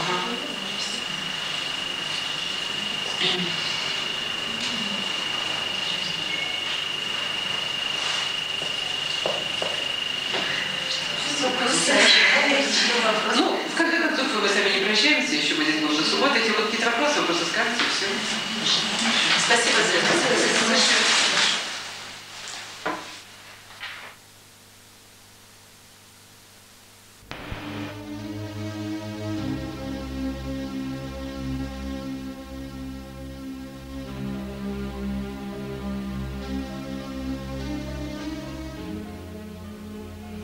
Привет! Вы видите эти листочки, которые висят слева от телевизора? Все, что здесь перечислено, вы можете послушать на этом аппарате у нас в фонотеке. Если вам лень и вы еще не прочитали эти листочки, то я перечислю вам некоторые номера. Чачава, Чайковский, Кирюшин и его система, Щедрин, концерт номер 4 для фортепиано с оркестром, конкурс имени Григоряна, поющая Туймада, знаменитая 40-я и 41-я симфония Моцарта, а также концерт приглашения к Моцарту. Если вы не знаете, как пользоваться катушечной аудиосистемой, я вам это объясню, и это будет очень просто. Начнем с катушек. Одна большая, другая маленькая. Большая – это F, ЯМУ, фонотека Якутского музыкального училища.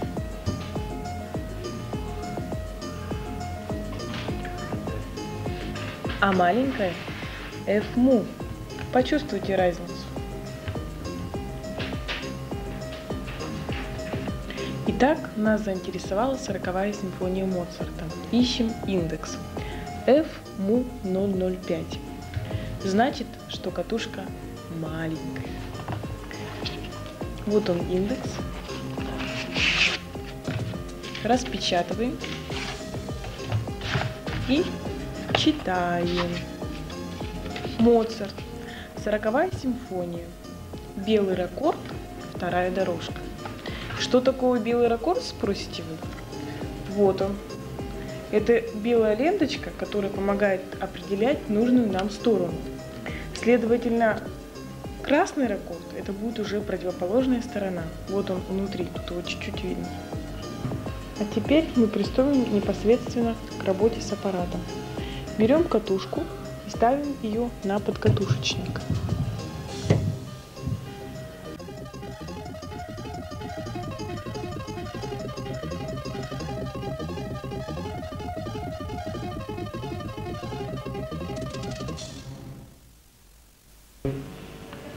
Это у нас вторая дорожка. Включаем. Так, включение. Теперь непосредственно включаем весь аппарат.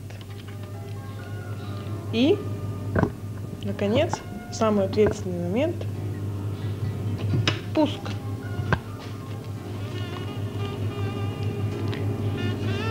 Вы получаете одно лишь удовольствие. Молодец. Если вам нужно повторить какой-либо момент, то вы можете устроить это. Еще нужно. Еще? Если вам нужно повторить какой-либо момент, вы можете это устроить.